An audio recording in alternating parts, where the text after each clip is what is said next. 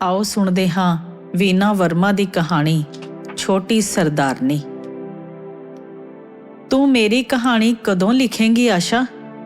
ਉਹ ਕਈ ਵਾਰ ਮੈਨੂੰ ਪੁੱਛਦੀ, ਪਰ ਮੈਂ ਹਰ ਵਾਰ ਟਾਲ ਜਾਂਦੀ। ਕਈ ਵਾਰ ਉਹ ਮੂੰਹ ਸੁਜਾ ਕੇ ਚਲੀ ਜਾਂਦੀ ਤੇ ਫੇਰ ਜਦੋਂ ਅਗਲੀ ਵਾਰ ਮਿਲਦੀ ਤਾਂ ਉਹ ਸ਼ਿਕਵਾ ਕਰਦੀ। ਅਜਿਹਾ ਕਿੰਨੀ ਹੀ ਵਾਰ ਹੋਇਆ ਸੀ। ਇੱਕ ਵਾਰ ਤਾਂ ਉਸਨੇ ਕਹਿ ਹੀ ਦਿੱਤਾ ਸੀ, ਲਿਖਣੀ ਹੈ ਤਾਂ ਲਿਖ ਦੇ, ਮੈਂ ਜ਼ਿਆਦਾ ਵਾਰ ਤਾਂ ਕਹਿਣਾ ਨਹੀਂ। ਮੈਨੂੰ ਲੱਗਦਾ ਜਿਵੇਂ ਉਹ ਕਹਿੰਦੀ ਹੋਵੇ, ਮੇਰਾ ਸਵੈਟਰ ਬੁਣ ਦੇ ਜਾਂ ਝੱਗਾ ਸੀਂ ਦੇ। ਮੈਨੂੰ ਪਤਾ ਤੂੰ ਸਵੈਟਰ ਬੁਣਨ ਜਾਣਦੀ ਏ ਜਾਂ ਝੱਗੇ ਸੀਣੇ। ਸੀਣਾ ਏ ਤਾਂ ਸੀ ਦੇ, ਨਹੀਂ ਤਾਂ ਕਿਸੇ ਹੋਰ ਤੋਂ ਸਿਲਵਾ ਲਵਾਂ। ਮੇਰੇ ਆਪਣੇ ਇਸ ਖਿਆਲ ਉੱਤੇ ਮੈਨੂੰ ਹਾਸਾ ਆਉਂਦਾ, ਪਰ ਅੱਜ ਗੱਲ ਮੈਂ ਹਾਸੇ ਵਿੱਚ ਨਹੀਂ ਟਾਲ ਸਕੀ ਸੀ। ਅੱਜ ਉਸਦੇ ਲੜਕੇ ਦਾ ਜਨਮ ਦਿਨ ਸੀ। ਜਦੋਂ ਮੈਂ ਉਸਨੂੰ ਵਧਾਈਆਂ ਦਿੱਤੀਆਂ, ਉਸਨੇ ਭਰੀ ਮਹਿਫਿਲ ਵਿੱਚ ਫਿਰ ਇਹ ਸਵਾਲ ਦੁਹਰਾਇਆ, ਮੇਰੀ ਕਹਾਣੀ ਕਦੋਂ ਲਿਖੇਂਗੀ? ਮੈਨੂੰ ਜਵਾਬ ਨਾ ਸੁੱਝਿਆ। 2 ਪਲ ਸੋਚਣ ਤੋਂ ਬਾਅਦ ਮੈਂ ਕਿਹਾ, ਰੂਪੀ, ਅਸਲ ਵਿੱਚ ਮੈਨੂੰ ਤੇਰੀ ਪੂਰੀ ਕਹਾਣੀ ਦਾ ਪਤਾ ਨਹੀਂ। ਸ਼ੁਰੂ ਤਾਂ ਕਰ ਲਵਾਂਗੀ, ਪਰ ਖਤਮ ਕਿੱਥੇ ਕਰਾਂ? ਨਾਲੇ ਮੇਰੇ ਵਰਗੀਆਂ ਕਹਾਣੀਆਂ ਕਦੇ ਖਤਮ ਨਹੀਂ ਹੁੰਦੀਆਂ ਆਸ਼ਾ। ਸ਼ੁਰੂ ਹੁੰਦੀਆਂ ਨੇ ਤਾਂ ਚਲਦੀਆਂ ਹੀ ਰਹਿੰਦੀਆਂ ਨੇ, ਬੇਅੰਤ ਹੁੰਦੀਆਂ ਨੇ, ਕੋਈ ਅੰਤ ਨਹੀਂ ਹੁੰਦਾ ਇਹਨਾਂ ਕਹਾਣੀਆਂ ਦਾ। ਉਹ ਆਪਣੀਆਂ ਕਟੋਰੀਆਂ ਵਰਗੀਆਂ ਅੱਖਾਂ ਬੰਦ ਕਰਦੀ ਬੋਲੀ। ਫੇਰ ਵੀ ਜਦੋਂ ਤੱਕ ਪੂਰੀ ਗੱਲ ਦਾ ਪਤਾ ਨਾ ਹੋਵੇ, ਮੈਨੂੰ ਡਰ ਲੱਗਦਾ ਮੈਂ ਕੋਈ ਝੂਠ ਸੱਚ ਨਾ ਮਾਰ ਬੈਠਾਂ, ਪਿੱਛੋਂ ਤੈਨੂੰ ਬੁਰਾ ਲੱਗੇ। ਮੈਂ ਜਵਾਬ ਦਿੱਤਾ, ਬੁਰਾ ਲੱਗਣ ਨੂੰ ਕਿਹੜਾ ਮੈਂ ਸਤੀ ਸਵਿਤਰੀ ਹਾਂ? ਜੋ ਮੇਰੇ ਹੱਡਾਂ ਨੇ ਹੰਢਾਇਆ ਹੈ ਉਹ ਲਿਖ, ਮੇਰਾ ਸੱਚ। ਪਰ ਤੇਰਾ ਸੱਚ ਮੈਨੂੰ ਪੂਰਾ ਪਤਾ ਨਹੀਂ ਹਾਲੇ। ਮੈਂ ਕਿਹਾ, ਚੰਗਾ ਫਿਰ ਤੂੰ ਜਾਈ ਨਾ, ਅੱਜ ਰਾਤ ਮੇਰੇ ਕੋਲ ਹੀ ਰਹੀ, ਮੈਂ ਤੈਨੂੰ ਆਪਣਾ ਸੱਚ ਦੱਸਾਂਗੀ। ਉਹ ਹੁਕਮ ਜਿਹਾ ਦੇ ਕੇ ਪਾਰਟੀ ਵਿੱਚ ਬਿਜ਼ੀ ਹੋ ਗਈ। ਅੱਧੀ ਰਾਤ ਤੱਕ ਜਨਮ ਦਿਨ ਦੀ ਪਾਰਟੀ ਚੱਲਦੀ ਰਹੀ। 12 ਵਜੇ ਤੋਂ ਬਾਅਦ ਉਹ ਵਿਹਲੀ ਹੋ ਕੇ ਸੋਫੇ ਉੱਤੇ ਹੀ ਪਸਰ ਗਈ। ਆਪਣੇ ਲੰਮੇ ਕਾਲੇ ਵਾਲ ਖੋਲ ਕੇ ਉਸਨੇ ਖਿਲਾਰ ਲਏ। ਮੈਂ ਵੇਖਿਆ ਲਾਲ ਰੰਗ ਦਾ ਸੂਟ ਉਸਦੇ ਰੰਗ ਨਾਲ ਮਿਲ ਗਿਆ ਸੀ। ਗਲ ਵਿੱਚ ਪਾਈ ਝੂਠੇ ਮੋਤੀਆਂ ਦੀ ਮਾਲਾ ਸਿਰਫ ਉਸਦੀ ਲੰਬੀ ਗੋਰੀ ਗਰਦਨ ਉੱਤੇ ਲਿਪਟੀ ਹੋਣ ਕਰਕੇ ਹੀ ਸੁੱਚੀ ਲੱਗ ਰਹੀ ਸੀ। ਲੰਮੇ ਲੰਮੇ ਹੱਥ ਪੈਰ ਅਤੇ ਲੰਮਾ ਕੱਦ, ਜਿਵੇਂ ਮੇਰੇ ਸਾਹਮਣੇ ਇੰਦਰ ਦੇ ਅਖਾੜੇ ਦੀ ਕੋਈ ਅਪਸਰਾ ਬੈਠੀ ਸੀ। ਕਿੰਨੀ ਸੋਹਣੀ ਹੈ ਉਹ। ਪਤਾ ਨਹੀਂ ਕਿਉਂ ਉਸਨੂੰ ਵੇਖ ਕੇ ਮੈਨੂੰ ਤਾਜ ਮਹਿਲ ਯਾਦ ਆ ਗਿਆ। ਸ਼ਾਇਦ ਤਾਜ ਮਹਿਲ ਜਿੰਨੀ ਸੋਹਣੀ ਲੱਗੀ ਸੀ ਉਹ ਮੈਨੂੰ, ਤੇ ਓਨੀ ਹੀ ਉਦਾਸ। ਜੇ ਮੈਂ ਮਰਦ ਹੁੰਦੀ ਤੇ ਰੂਪੀ ਨਾਲ ਜ਼ਰੂਰ ਇਸ਼ਕ ਕਰਦੀ, ਮੈਂ ਸੋਚਿਆ। ਕਿੱਥੇ ਗੁਆਚ ਗਈ ਏ? ਉਸਨੇ ਮੇਰੀ ਧਿਆਨ ਮਾਲਾ ਤੋੜੀ। ਮੈਂ ਤੇਰੇ ਹੁਸਨ ਦਾ ਜਲਵਾ ਦੇਖ ਰਹੀ ਹਾਂ। ਕਿੰਨੀ ਸੋਹਣੀ ਹੈ ਤੂੰ, ਜੀ ਕਰਦਾ ਦੇਖੀ ਜਾਵਾਂ। ਮੇਰਾ ਜਵਾਬ ਸੁਣ ਕੇ ਉਹ ਖਿੜਖਿੜਾ ਕੇ ਹੱਸੀ ਅਤੇ ਉਸਦੇ ਦੰਦ ਮੋਤੀਆਂ ਵਾਂਗ ਚਮਕੇ। ਮੇਰੀ ਕਹਾਣੀ ਵੀ ਸੁਣੇਂਗੀ ਕਿ ਮੈਨੂੰ ਦੇਖੀ ਹੀ ਜਾਏਂਗੀ? ਉਹ ਮੁਸਕਰਾਈ। ਹਾਂ ਦੱਸ, ਮੈਂ ਮੇਜ਼ ਤੇ ਪੈਰ ਰੱਖਦੀ ਹੋਈ ਨੇ ਪੁੱਛਿਆ। ਆਸ਼ਾ, ਮੈਨੂੰ ਪਤਾ ਨਹੀਂ ਕਿ ਮੈਂ ਆਪਣੀ ਕਹਾਣੀ ਕਿੱਥੋਂ ਸ਼ੁਰੂ ਕਰਾਂ। ਨਾ ਹੀ ਜ਼ਿੰਦਗੀ ਦਾ ਪਹਿਲਾ ਚੈਪਟਰ ਯਾਦ ਹੈ ਤੇ ਨਾ ਹੀ ਪਹਿਲਾ ਪਾਤਰ। ਬਸ ਇੰਨਾ ਯਾਦ ਹੈ ਕਿ ਮੈਂ ਇੱਕ ਟੁੱਟੇ ਹੋਏ ਘਰ ਦੀ ਪੈਦਾਇਸ਼ ਸੀ।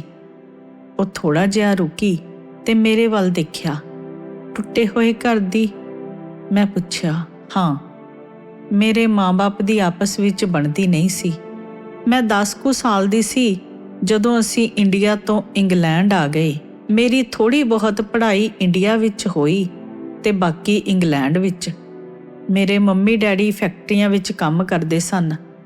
ਡੈਡੀ ਜਿੰਨਾ ਪੇ ਪੈਕਟ ਲੈ ਕੇ ਆਉਂਦਾ, ਸ਼ਰਾਬ ਤੇ ਗੋਰੀਆਂ ਉੱਤੇ ਖਰਚ ਕਰ ਦਿੰਦਾ, ਤੇ ਮੰਮ ਨਾਲੇ ਡੈਡ ਦੀਆਂ ਗਾਲਾਂ ਖਾਂਦੀ, ਨਾਲੇ ਘਰ ਦਾ ਖਰਚ ਚਲਾਉਂਦੀ। ਕਿਸੇ ਨਾ ਕਿਸੇ ਬਹਾਨੇ ਡੈਡ ਮੰਮ ਨੂੰ ਰੋਜ਼ ਹੀ ਕੁੱਟਦਾ ਸੀ, ਪਰ ਮੰਮ ਡੈਡ ਨੂੰ ਛੱਡਣ ਲਈ ਤਿਆਰ ਨਹੀਂ ਸੀ। ਮੈਂ ਕਈ ਵਾਰ ਮੰਮ ਨੂੰ ਕਹਿ ਦਿੰਦੀ, ਚੱਲ ਆਪਾਂ ਇੰਡੀਆ ਚੱਲੀਏ, ਪਰ ਡੈਡ ਤੇ ਮੰਮ ਨੂੰ ਪੌਂਡਾਂ ਤੋਂ ਵੱਧ ਹੁਣ ਕੋਈ ਚੀਜ਼ ਪਿਆਰੀ ਨਹੀਂ ਸੀ। ਇੰਡੀਆ ਜਾਣਾ ਤਾਂ ਦੂਰ, ਉਹ ਇੰਡੀਆ ਦਾ ਨਾਂ ਤੱਕ ਸੁਣਨ ਨੂੰ ਤਿਆਰ ਨਹੀਂ ਸੀ। ਪਰ ਮੈਂ ਇੱਕ ਦਿਨ ਲਈ ਵੀ ਇੰਡੀਆ ਨੂੰ ਨਹੀਂ ਭੁੱਲੀ ਸੀ। ਆਪਣੇ ਦੋਸਤਾਂ ਸਹੇਲੀਆਂ ਨੂੰ, ਆਪਣੇ ਰਿਸ਼ਤੇਦਾਰਾਂ ਨੂੰ ਤੇ ਆਪਣੇ ਪੰਜਾਬ ਨੂੰ। ਇਹੋ ਜਿਹੀ ਕੋਈ ਰਾਤ ਨਹੀਂ ਸੀ ਕਿ ਮੈਨੂੰ ਇੰਡੀਆ ਦਾ ਸੁਪਨਾ ਨਾ ਆਇਆ ਹੋਵੇ। ਇਹੋ ਜਿਹੇ ਮਾਹੌਲ ਵਿੱਚ ਮੈਂ ਜ਼ਿਆਦਾ ਪੜ੍ਹ ਲਿਖ ਨਾ ਸਕੀ। ਸਕੂਲ ਤੋਂ ਬਾਅਦ ਮੈਨੂੰ ਏਅਰਪੋਰਟ ਉੱਤੇ ਕੰਮ ਮਿਲ ਗਿਆ। ਜਿਵੇਂ ਘਰ ਦੀ ਘੁਟਨ ਵਿੱਚੋਂ ਨਿਕਲ ਕੇ ਮੈਂ ਰੰਗ ਬਰੰਗੇ ਮੇਲੇ ਵਿੱਚ ਆ ਗਈ। ਰੋਜ਼ ਹੀ ਹਜ਼ਾਰਾਂ ਮੁਸਾਫਿਰ ਜਹਾਜ਼ਾਂ ਉੱਤੇ ਚੜ੍ਹਦੇ ਉਤਰਦੇ, ਜਿਵੇਂ ਰੋਜ਼ ਨਵੇਂ ਪੰਛੀ ਆਉਂਦੇ ਤੇ ਉਡਾਰੀ ਮਾਰ ਜਾਂਦੇ। ਮੈਂ ਲੋਕਾਂ ਨੂੰ ਆਉਂਦੇ ਜਾਂਦੇ ਵੇਖਦੀ, ਆਪਸ ਵਿੱਚ ਗਲੇ ਮਿਲਦਿਆਂ ਤੱਕਦੀ ਤਾਂ ਜਿਵੇਂ ਮੇਰੇ ਅੰਦਰ ਬਹੁਤ ਕੁਝ ਟੁੱਟ ਜਾਂਦਾ। ਲੋਕ ਕਿੰਨੇ ਖੁਸ਼ ਨੇ, ਕਿਵੇਂ ਆਪਸ ਵਿੱਚ ਪਿਆਰ ਕਰਦੇ ਨੇ ਇੱਕ ਦੂਜੇ ਨੂੰ। ਜਦੋਂ ਕੋਈ ਆਦਮੀ ਤੀਵੀਂ ਅਲੱਗ ਹੋ ਰਹੇ ਹੁੰਦੇ ਤਾਂ ਇੱਕ ਦੂਜੇ ਦੀਆਂ ਬਾਹਾਂ ਵਿੱਚ ਸਮਾ ਜਾਂਦੇ। ਔਰਤ ਰੋਂਦੀ ਤੇ ਮਰਦ ਉਸ ਨੂੰ ਛਾਤੀ ਨਾਲ ਲਾ ਕੇ ਅੱਖਾਂ ਭਰ ਲੈਂਦਾ। ਮੈਨੂੰ ਲੱਗਦਾ ਲੋਕ ਆਪਣੀਆਂ ਪਤਨੀਆਂ ਤੇ ਬੱਚਿਆਂ ਨੂੰ ਕਿੰਨਾ ਪਿਆਰ ਕਰਦੇ ਨੇ। ਪਰ ਇੱਕ ਸਾਡਾ ਘਰ ਹੈ ਜਿੱਥੇ ਸਾਰਾ ਦਿਨ ਕਲੇਸ਼ ਹੁੰਦਾ ਤੇ ਭੰਗ ਪੁੱਜਦੀ ਏ। ਮੈਨੂੰ ਪੈਸੇ ਸੋਹਣੇ ਮਿਲਦੇ ਸੀ, ਪਰ ਜਿਸ ਦਿਨ ਤਨਖਾਹ ਮਿਲਣੀ ਮੈਂ ਉਦਾਸ ਹੋ ਜਾਣਾ। ਤਨਖਾਹ ਮੰਮ ਨੂੰ ਦੇਵਾਂਗੀ, ਡੈਡ ਸ਼ਰਾਬ ਵਾਸਤੇ ਪੈਸੇ ਮੰਗੇਗਾ। ਮੰਮ ਕਹੇਗੀ ਕੁੜੀ ਦੇ ਪੈਸੇ ਨੇ, ਸ਼ਰਾਬਾਂ ਉੱਤੇ ਨਾ ਰੋੜ। ਦੋਵੇਂ ਜੂਤ ਪਤਾਣ ਹੋਣਗੇ। ਜਿਵੇਂ ਪੈਸਾ ਸਾਡੀ ਘਰ ਦੀ ਲੜਾਈ ਦੀ ਅੱਗ ਵਿੱਚ ਪੈਟਰੋਲ ਦਾ ਕੰਮ ਕਰਦਾ ਸੀ। ਤੂੰ ਸੁਣ ਰਹੀ ਹੈ ਨਾ ਧਿਆਨ ਨਾਲ? ਉਹ ਗੱਲ ਕਰਦੀ ਵਿੱਚੋਂ ਰੁਕੀ। ਬੋਲੀ, ਚੱਲ ਰੁਕ ਨਾ, ਕਹਾਣੀ ਦੀ ਤੰਦ ਨਾ ਤੋੜੀ, ਮੈਂ ਸੁਣ ਰਹੀ ਹਾਂ। ਮੈਂ ਇੱਕੋ ਸਾਹੇ ਕਹਿ ਗਈ। ਉਹ ਅੱਗੇ ਦੱਸਣ ਲੱਗੀ, ਹਾਂ, ਮੈਂ ਕਹਿ ਰਹੀ ਸੀ ਕਿ ਇਹਨਾਂ ਹੀ ਉਦਾਸੀਆਂ ਵਿੱਚ 2-3 ਸਾਲ ਲੰਘ ਗਏ। ਇੱਕ ਦਿਨ ਇੰਡੀਆ ਜਾਣ ਵਾਲੀ ਏਅਰ ਇੰਡੀਆ ਦੀ ਫਲਾਈਟ ਲੇਟ ਸੀ। ਮੁਸਾਫਿਰ ਬੈਠੇ ਚਾਹ ਪਾਣੀ ਪੀ ਰਹੇ ਸਨ ਤੇ ਅਸੀਂ ਸਾਰਾ ਸਟਾਫ ਉਹਨਾਂ ਦੀ ਸੇਵਾ ਵਿੱਚ ਲੱਗੇ ਹੋਏ ਸੀ। ਇਹਨਾਂ ਹੀ ਮੁਸਾਫਰਾਂ ਵਿੱਚ ਮੈਨੂੰ ਮਿਲਿਆ ਸੀ ਨਰਿੰਦਰ। ਮੈਨੂੰ ਥੱਕੀ ਟੁੱਟੀ ਨੂੰ ਇੱਕ ਕੁਰਸੀ ਉੱਤੇ ਬੈਠੀ ਵੇਖ ਕੇ ਉਹ ਮੇਰੇ ਨਾਲ ਵਾਲੀ ਕੁਰਸੀ ਉੱਤੇ ਆ ਕੇ ਬੈਠ ਗਿਆ। ਮੈਂ ਸਰਸਰੀ ਨਜ਼ਰ ਨਾਲ ਉਸ ਵੱਲ ਦੇਖਿਆ, ਪਰ ਦੇਖਦੀ ਹੀ ਰਹਿ ਗਈ, ਜਿਵੇਂ ਉਸਨੇ ਮੈਨੂੰ ਹਿਪਨੋਟਾਈਜ਼ ਕਰ ਲਿਆ ਸੀ। ਸੋਹਣੇ ਬੰਦੇ ਤਾਂ ਏਅਰਪੋਰਟ ਤੇ ਰੋਜ਼ ਹੀ ਦੇਖਦੀ ਸੀ, ਪਰ ਨਰਿੰਦਰ ਲਈ ਤਾਂ ਜਿਵੇਂ ਸੋਹਣਾ ਲਫ਼ਜ਼ ਵੀ ਛੋਟਾ ਸੀ।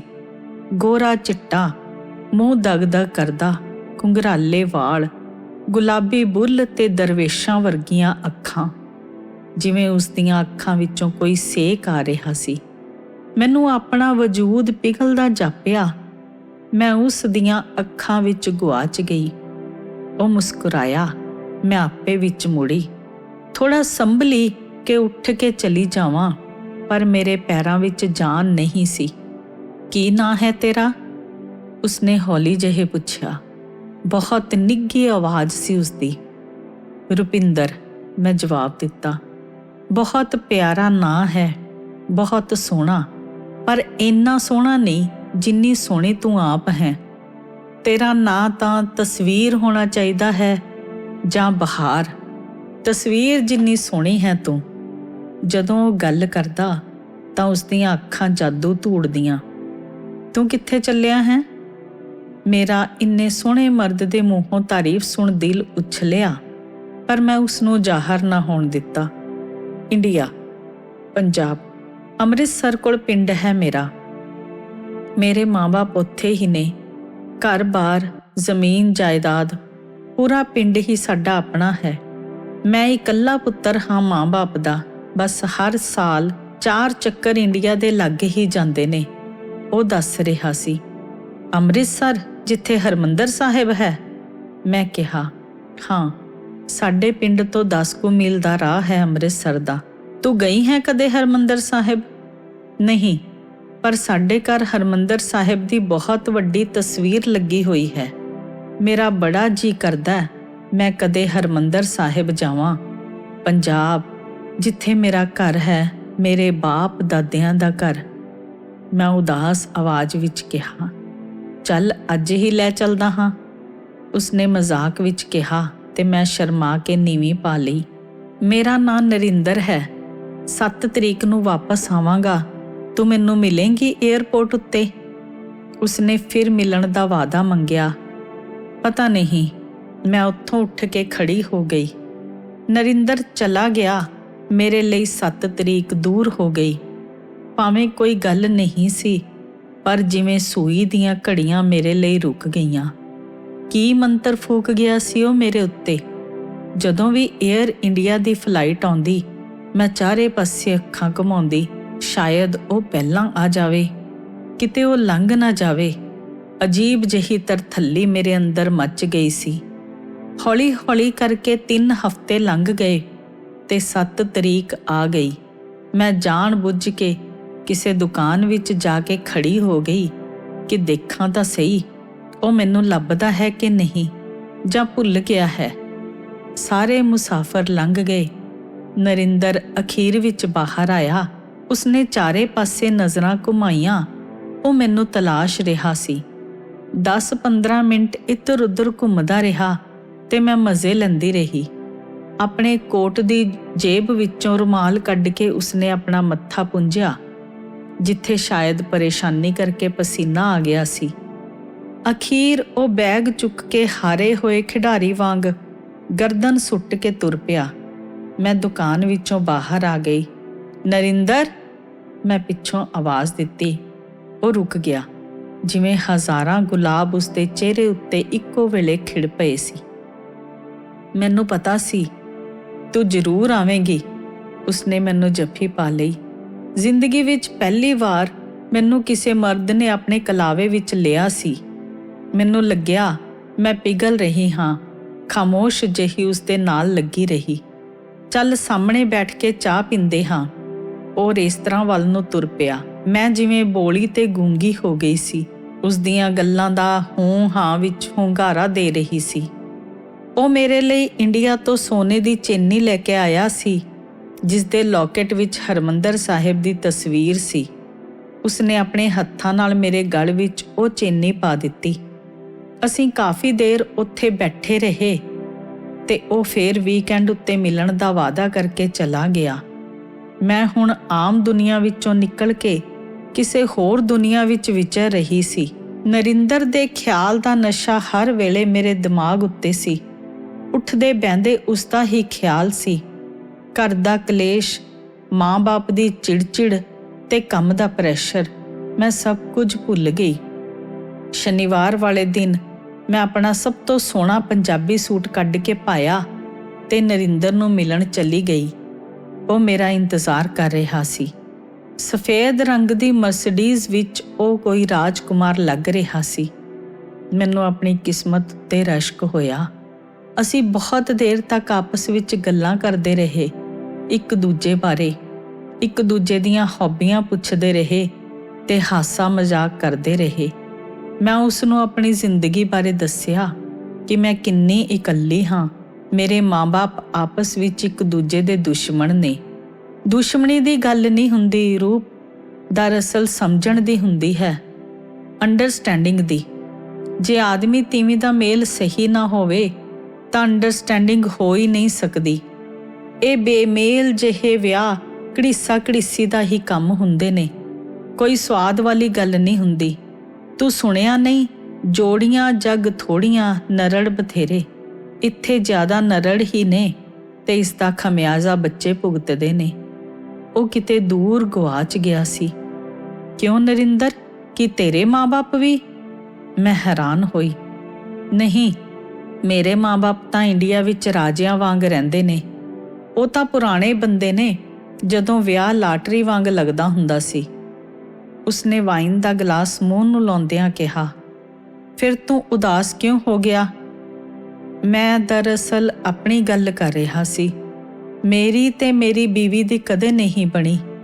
ਚੰਗੀ ਸੋਹਣੀ ਕੁੜੀ ਹੈ ਉਹ, ਬਹੁਤ ਅਮੀਰ ਘਰ ਦੀ, ਪੱਕੀ ਮੇਡ ਇਨ ਇੰਗਲੈਂਡ। ਮਜਾਲ ਏ ਉਹਦੇ ਪੁੱਛੇ ਬਗੈਰ ਘਰ ਵਿੱਚ ਪੱਤਾ ਵੀ ਹਿੱਲ ਜਾਵੇ। ਮੈਨੂੰ ਪਤਾ ਹੈ ਉਹ ਮੈਨੂੰ ਬਹੁਤ ਚਾਹੁੰਦੀ ਹੈ, ਪਰ ਮੇਰੇ ਧੁਰ ਅੰਦਰ ਨਹੀਂ ਲੈ ਸਕੀ। ਮੈਂ ਕਦੇ ਸ਼ਿੱਦਤ ਨਾਲ ਉਸਨੂੰ ਪਿਆਰ ਨਹੀਂ ਕੀਤਾ। ਸਿਰਫ ਬੱਚਿਆਂ ਕਰਕੇ ਸਾਡੀ ਮੈਰਿਜ ਚੱਲ ਰਹੀ ਹੈ। ਉਹ ਬੋਲਦਾ ਬੋਲਦਾ ਰੁਕ ਗਿਆ। ਤੇਰੇ ਬੱਚੇ ਵੀ ਨੇ ਨਰਿੰਦਰ? ਤੂੰ ਤਾਂ ਵੇਖਣ ਨੂੰ ਕੁਆਰਾ ਲੱਗਦਾ ਹੈ। ਮੈਂ ਹੈਰਾਨ ਸੀ। ਨਹੀਂ ਰੂਪ, ਮੇਰਾ ਵੱਡਾ ਲੜਕਾ 15 ਸਾਲ ਦਾ ਹੈ ਤੇ ਲੜਕੀ 10 ਸਾਲ ਦੀ। ਮੈਂ ਵੀ ਵਿਆਹ ਕਰਵਾ ਕੇ ਇੰਗਲੈਂਡ ਆਇਆ ਸੀ। ਰਿਸ਼ਤੇਦਾਰੀ ਵਿੱਚੋਂ ਹੀ ਮੇਰਾ ਵਿਆਹ ਹੋ ਗਿਆ ਸੀ। ਸੋਚਿਆ ਸੀ ਪੜ੍ਹੀ ਲਿਖੀ ਕੁੜੀ ਹੈ ਬਲਜੀਤ, ਮੇਰੀ ਤੇ ਮੇਰੇ ਖਾਨਦਾਨ ਦੀ ਕਦਰ ਕਰੇਗੀ। ਪਰ ਉਹ ਮੈਨੂੰ ਘਰ ਦੇ ਇੱਕ ਸਮਾਨ ਤੋਂ ਵੱਧ ਕੁਝ ਨਹੀਂ ਸਮਝਦੀ, ਜਿਵੇਂ ਮੈਂ ਉਸ ਦਾ ਨੌਕਰ ਹੋਵਾਂ। ਮੈਂ ਆਪਣੇ ਘਰ ਪੂਰੀ ਸਰਦਾਰੀ ਕੀਤੀ ਹੈ, ਪਰ ਇੰਗਲੈਂਡ ਆ ਕੇ ਲੱਗਦਾ ਹੈ ਜਿਵੇਂ ਭਈਆ ਹੋਵਾਂ। ਸਾਲਾ ਡਾਰਲਿੰਗ ਡਾਰਲਿੰਗ ਪਲੀਜ਼ ਪਲੀਜ਼ ਕਰਦਿਆਂ ਮੂੰਹ ਦੁਖਣ ਲੱਗ ਜਾਂਦਾ ਹੈ। ਉਹ ਸਮਝਦੀ ਹੈ ਮੈਂ ਉਸ ਦਾ ਗੁਲਾਮ ਹਾਂ, ਪਰ ਦਿਲੋਂ ਮੈਂ ਉਸ ਦੀ ਧੇਲੇ ਦੀ ਕਦਰ ਨਹੀਂ ਕਰਦਾ। ਲੋਕ ਜਾਨਵਰਾਂ ਨੂੰ ਵਸ ਵਿੱਚ ਕਰ ਲੈਂਦੇ ਨੇ, ਉਹ ਤੀਵੀਂ ਕੀ ਹੋਈ ਜਿਸ ਨੇ ਆਦਮੀ ਨੂੰ ਨਾ ਜਿੱਤਿਆ। ਬਸ ਇੱਕ ਖਾਲੀਪਣ ਜਿਹਾ ਲੈ ਕੇ ਜੀ ਰਿਹਾ ਹਾਂ, ਬੇਅਰਥ ਜ਼ਿੰਦਗੀ। ਫਿਰ ਉਹ ਬਹੁਤ ਦੇਰ ਤੱਕ ਚੁੱਪ ਰਿਹਾ। ਕੀ ਗੱਲ ਹੈ? ਮੇਰੇ ਵਿਆਹ ਦੀ ਗੱਲ ਸੁਣ ਕੇ ਤੇਰਾ ਮੂਡ ਖਰਾਬ ਹੋ ਗਿਆ? ਪਰ ਇਹ ਵੀ ਕੀ ਵਿਆਹ ਹੋਇਆ ਜੋ ਸਿਰਫ ਇਕੱਠੇ ਰਹਿਣ ਲਈ ਹੈ? ਉਹ ਹੋਰ ਰੂਮ ਵਿੱਚ ਸੌਂਦੀ ਹੈ ਤੇ ਮੈਂ ਹੋਰ ਵਿੱਚ। ਸਾਡੀ ਕੋਈ ਦਿਲੀ ਸਾਂਝ ਨਹੀਂ। ਉਹ ਮੈਨੂੰ ਆਪਣੀਆਂ ਮਜਬੂਰੀਆਂ ਦੱਸ ਰਿਹਾ ਸੀ। ਨਹੀਂ, ਮੈਂ ਸੋਚਦੀ ਹਾਂ ਕਿ ਇੱਥੇ ਹਰ ਘਰ ਵਿੱਚ ਉਹੀ ਹਾਲ ਹੈ। ਅਧੂਰੀਆਂ ਜਿਹੀਆਂ ਜ਼ਿੰਦਗੀਆਂ ਜੀ ਰਹੇ ਨੇ ਲੋਕ। ਮੈਨੂੰ ਮੇਰਾ ਘਰ ਯਾਦ ਆ ਗਿਆ। ਹਾਂ, ਅਧੂਰੀਆਂ ਹੀ ਸਮਝ ਲੈ, ਪਰ ਜੇ ਕੋਈ ਚੰਗਾ ਸਾਥੀ ਮਿਲ ਜਾਵੇ ਤਾਂ ਪੂਰੀਆਂ ਵੀ ਹੋ ਜਾਂਦੀਆਂ ਨੇ। ਉਸ ਦੀਆਂ ਅੱਖਾਂ ਵਿੱਚ ਮੈਂ ਪਹਿਲੀ ਵਾਰ ਉਦਾਸੀ ਦੀ ਝਲਕ ਦੇਖੀ। ਕੀ ਮਤਲਬ? ਮਤਲਬ ਬੱਚਿਆਂ ਕਰਕੇ ਆਪਣੀ ਔਰਤ ਨੂੰ ਤਾਂ ਮੈਂ ਛੱਡ ਨਹੀਂ ਸਕਦਾ। ਮੇਰੇ ਸਵਾਰਥ ਕਰਕੇ ਉਹਨਾਂ ਮਾਸੂਮਾਂ ਦੀ ਜ਼ਿੰਦਗੀ ਕਿਉਂ ਤਬਾਹ ਹੋਵੇ? ਟੁੱਟੇ ਹੋਏ ਘਰਾਂ ਦੇ ਬੱਚੇ ਕਿਹੋ ਜਿਹੇ ਹੁੰਦੇ ਨੇ, ਤੇਥੋਂ ਵੱਧ ਕੌਣ ਸਮਝ ਸਕਦਾ ਹੈ। ਪਰ ਹਾਂ, ਜੇ ਇਸ ਸਭ ਦੇ ਬਾਵਜੂਦ ਕੋਈ ਮੈਨੂੰ ਸਵੀਕਾਰ ਕਰ ਲਵੇ ਤਾਂ ਮੈਂ ਜ਼ਿੰਦਗੀ ਭਰ ਸਾਥ ਨਿਭਾਉਣ ਦਾ ਵਾਅਦਾ ਕਰਦਾ। ਉਸਨੇ ਮੇਰਾ ਹੱਥ ਫੜਦਿਆਂ ਕਿਹਾ, ਜ਼ਿੰਦਗੀ ਭਰ ਸਾਥ ਨਿਭਾਉਣ ਦਾ ਵਾਅਦਾ ਕਿਵੇਂ? ਜਦੋਂ ਤੂੰ ਪਹਿਲਾਂ ਹੀ ਵਿਆਹਿਆ ਹੋਇਆ ਏ, ਤੇਰੀ ਤੀਵੀਂ ਤੈਨੂੰ ਛੱਡੇਗੀ? ਵਿਆਹ ਤੋਂ ਬਗੈਰ ਜ਼ਿੰਦਗੀ ਭਰ ਦਾ ਸਾਥ ਕਿਵੇਂ ਨਿਭ ਸਕਦਾ ਹੈ? ਗੱਲ ਮੇਰੇ ਗਲੇ ਤੋਂ ਥੱਲੇ ਨਹੀਂ ਉਤਰ ਰਹੀ ਸੀ। ਰਾਧਾ ਤੇ ਕ੍ਰਿਸ਼ਨ ਦਾ ਕਿਹੜਾ ਵਿਆਹ ਹੋਇਆ ਸੀ? ਹਰ ਮੰਦਰ ਵਿੱਚ ਉਹਨਾਂ ਦੀ ਪੂਜਾ ਹੁੰਦੀ ਹੈ।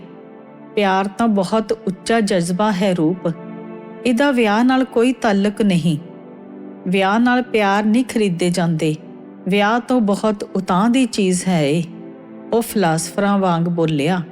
ਫਿਰ ਰਾਧਾ ਕੀ ਕ੍ਰਿਸ਼ਨ ਦੀ ਰਖੇਲ ਸੀ? ਮੈਨੂੰ ਕ੍ਰਿਸ਼ਨ ਤੇ ਰਾਧਾ ਦੀ ਕਹਾਣੀ ਵਿੱਚ ਦਿਲਚਸਪੀ ਜਾਗ ਪਈ। ਨਹੀਂ, ਰਾਧਾ ਕ੍ਰਿਸ਼ਨ ਦੀ ਪ੍ਰੇਮਿਕਾ ਸੀ। ਉਸਦਾ ਇਸ਼ਕ। ਕ੍ਰਿਸ਼ਨ ਦੀਆਂ ਕਹਿੰਦੇ ਨੇ 360 ਰਾਣੀਆਂ ਸੀ, ਪਰ ਰਾਧਾ ਦੀ ਗੱਲ ਹੀ ਹੋਰ ਸੀ। ਦਿਲ ਦੀ ਕਹਾਣੀ ਹੈ। ਨਰਿੰਦਰ ਨੇ ਮਸਤੀ ਵਿੱਚ ਅੱਖਾਂ ਬੰਦ ਕਰਦਿਆਂ ਕਿਹਾ, ਕ੍ਰਿਸ਼ਨ ਵੀ ਤੇਰੇ ਵਰਗਾ ਸੋਹਣਾ ਹੋਣਾ ਏ ਤੇ ਸ਼ਰਾਰਤੀ, ਜਿਸ ਤੇ ਹਰ ਕੁੜੀ ਆਸ਼ਕ ਹੋ ਜਾਂਦੀ ਸੀ। ਮੈਂ ਹੱਸ ਕੇ ਕਿਹਾ, ਨਹੀਂ, ਮੈਂ ਕਿੱਥੇ ਸੋਹਣਾ ਹਾਂ ਤੇ ਨਾ ਹੀ ਮੇਰੇ ਕੋਲ ਟਾਈਮ ਹੈ ਕ੍ਰਿਸ਼ਨ ਵਾਂਗ ਪਤਨੀਆਂ ਦੀ ਫੌਜ ਰੱਖਣ ਦਾ। ਪਰ ਪਤਾ ਨਹੀਂ ਕਿਉਂ ਤੈਨੂੰ ਵੇਖ ਕੇ ਮੈਨੂੰ ਲੱਗਿਆ ਕਿ ਆਪਣੀ ਜੋੜੀ ਕਿੰਨੀ ਸੋਹਣੀ ਬਣਦੀ ਏ। ਰਾਧਾ ਤੇ ਕ੍ਰਿਸ਼ਨ ਵਾਂਗ। ਕਿੰਨੀ ਸੋਹਣੀ ਹੈ ਤੂੰ। ਕਿਸੇ ਦਾ ਵੀ ਈਮਾਨ ਡੋਲ ਸਕਦਾ। ਜਦੋਂ ਉਸਨੇ ਮੇਰੀਆਂ ਅੱਖਾਂ ਵਿੱਚ ਅੱਖਾਂ ਪਾ ਕੇ ਕਿਹਾ ਤਾਂ ਮੈਨੂੰ ਲੱਗਿਆ ਉਹ ਝੂਠ ਨਹੀਂ ਬੋਲਦਾ। ਮੈਨੂੰ ਰਾਹ ਜਾਂਦੀ ਨੂੰ ਦੇਖ ਕੇ ਕਈ ਵਾਰੀ ਲੋਕ ਖੜੇ ਹੋ ਜਾਂਦੇ ਨੇ। ਇਹ ਮੈਂ ਕਈ ਵਾਰੀ ਖੁਦ ਦੇਖਿਆ ਸੀ। ਮੇਰੀ ਰਾਧਾ ਬਣੇਗੀ? ਉਸਦੀ ਆਵਾਜ਼ ਵਿੱਚ ਤਰਲਾ ਸੀ। ਪਤਾ ਨਹੀਂ। ਆਖ ਕੇ ਮੈਂ ਘਰ ਵਾਪਸ ਆ ਗਈ। ਕਈ ਦਿਨ ਮੁੜ ਕੇ ਨਰਿੰਦਰ ਨੂੰ ਨਾ ਮਿਲੀ, ਪਰ ਉਸਨੂੰ ਭੁੱਲੀ ਵੀ ਨਾ। ਮੈਂ ਕਦੇ ਮੰਦਰ ਨਹੀਂ ਗਈ ਸੀ, ਪਰ ਪਤਾ ਨਹੀਂ ਕਿਉਂ ਮੈਂ ਇੱਕ ਦਿਨ ਸ਼ਾਮ ਨੂੰ ਮੰਦਿਰ ਚਲੀ ਗਈ। ਰਾਧਾ ਤੇ ਕ੍ਰਿਸ਼ਨ ਦੀਆਂ ਮੂਰਤੀਆਂ ਵੇਖ ਕੇ ਮੇਰਾ ਦਿਲ ਜ਼ੋਰ ਦੀ ਧੜਕਿਆ। ਮੈਨੂੰ ਲੱਗਿਆ ਰਾਧਾ ਤੇ ਕ੍ਰਿਸ਼ਨ ਦੀ ਥਾਂ ਉੱਤੇ ਮੈਂ ਤੇ ਨਰਿੰਦਰ ਖੜੇ ਸੀ। ਮੈਂ ਸਿਰ ਝੁਕਾਉਣਾ ਭੁੱਲ ਗਈ। ਪੁਜਾਰੀ ਕੋਲ ਜਾ ਕੇ ਰਾਧਾ ਤੇ ਕ੍ਰਿਸ਼ਨ ਦੀ ਕਹਾਣੀ ਪੁੱਛੀ। ਉਹੀ ਸੀ ਜੋ ਨਰਿੰਦਰ ਨੇ ਦੱਸੀ ਸੀ।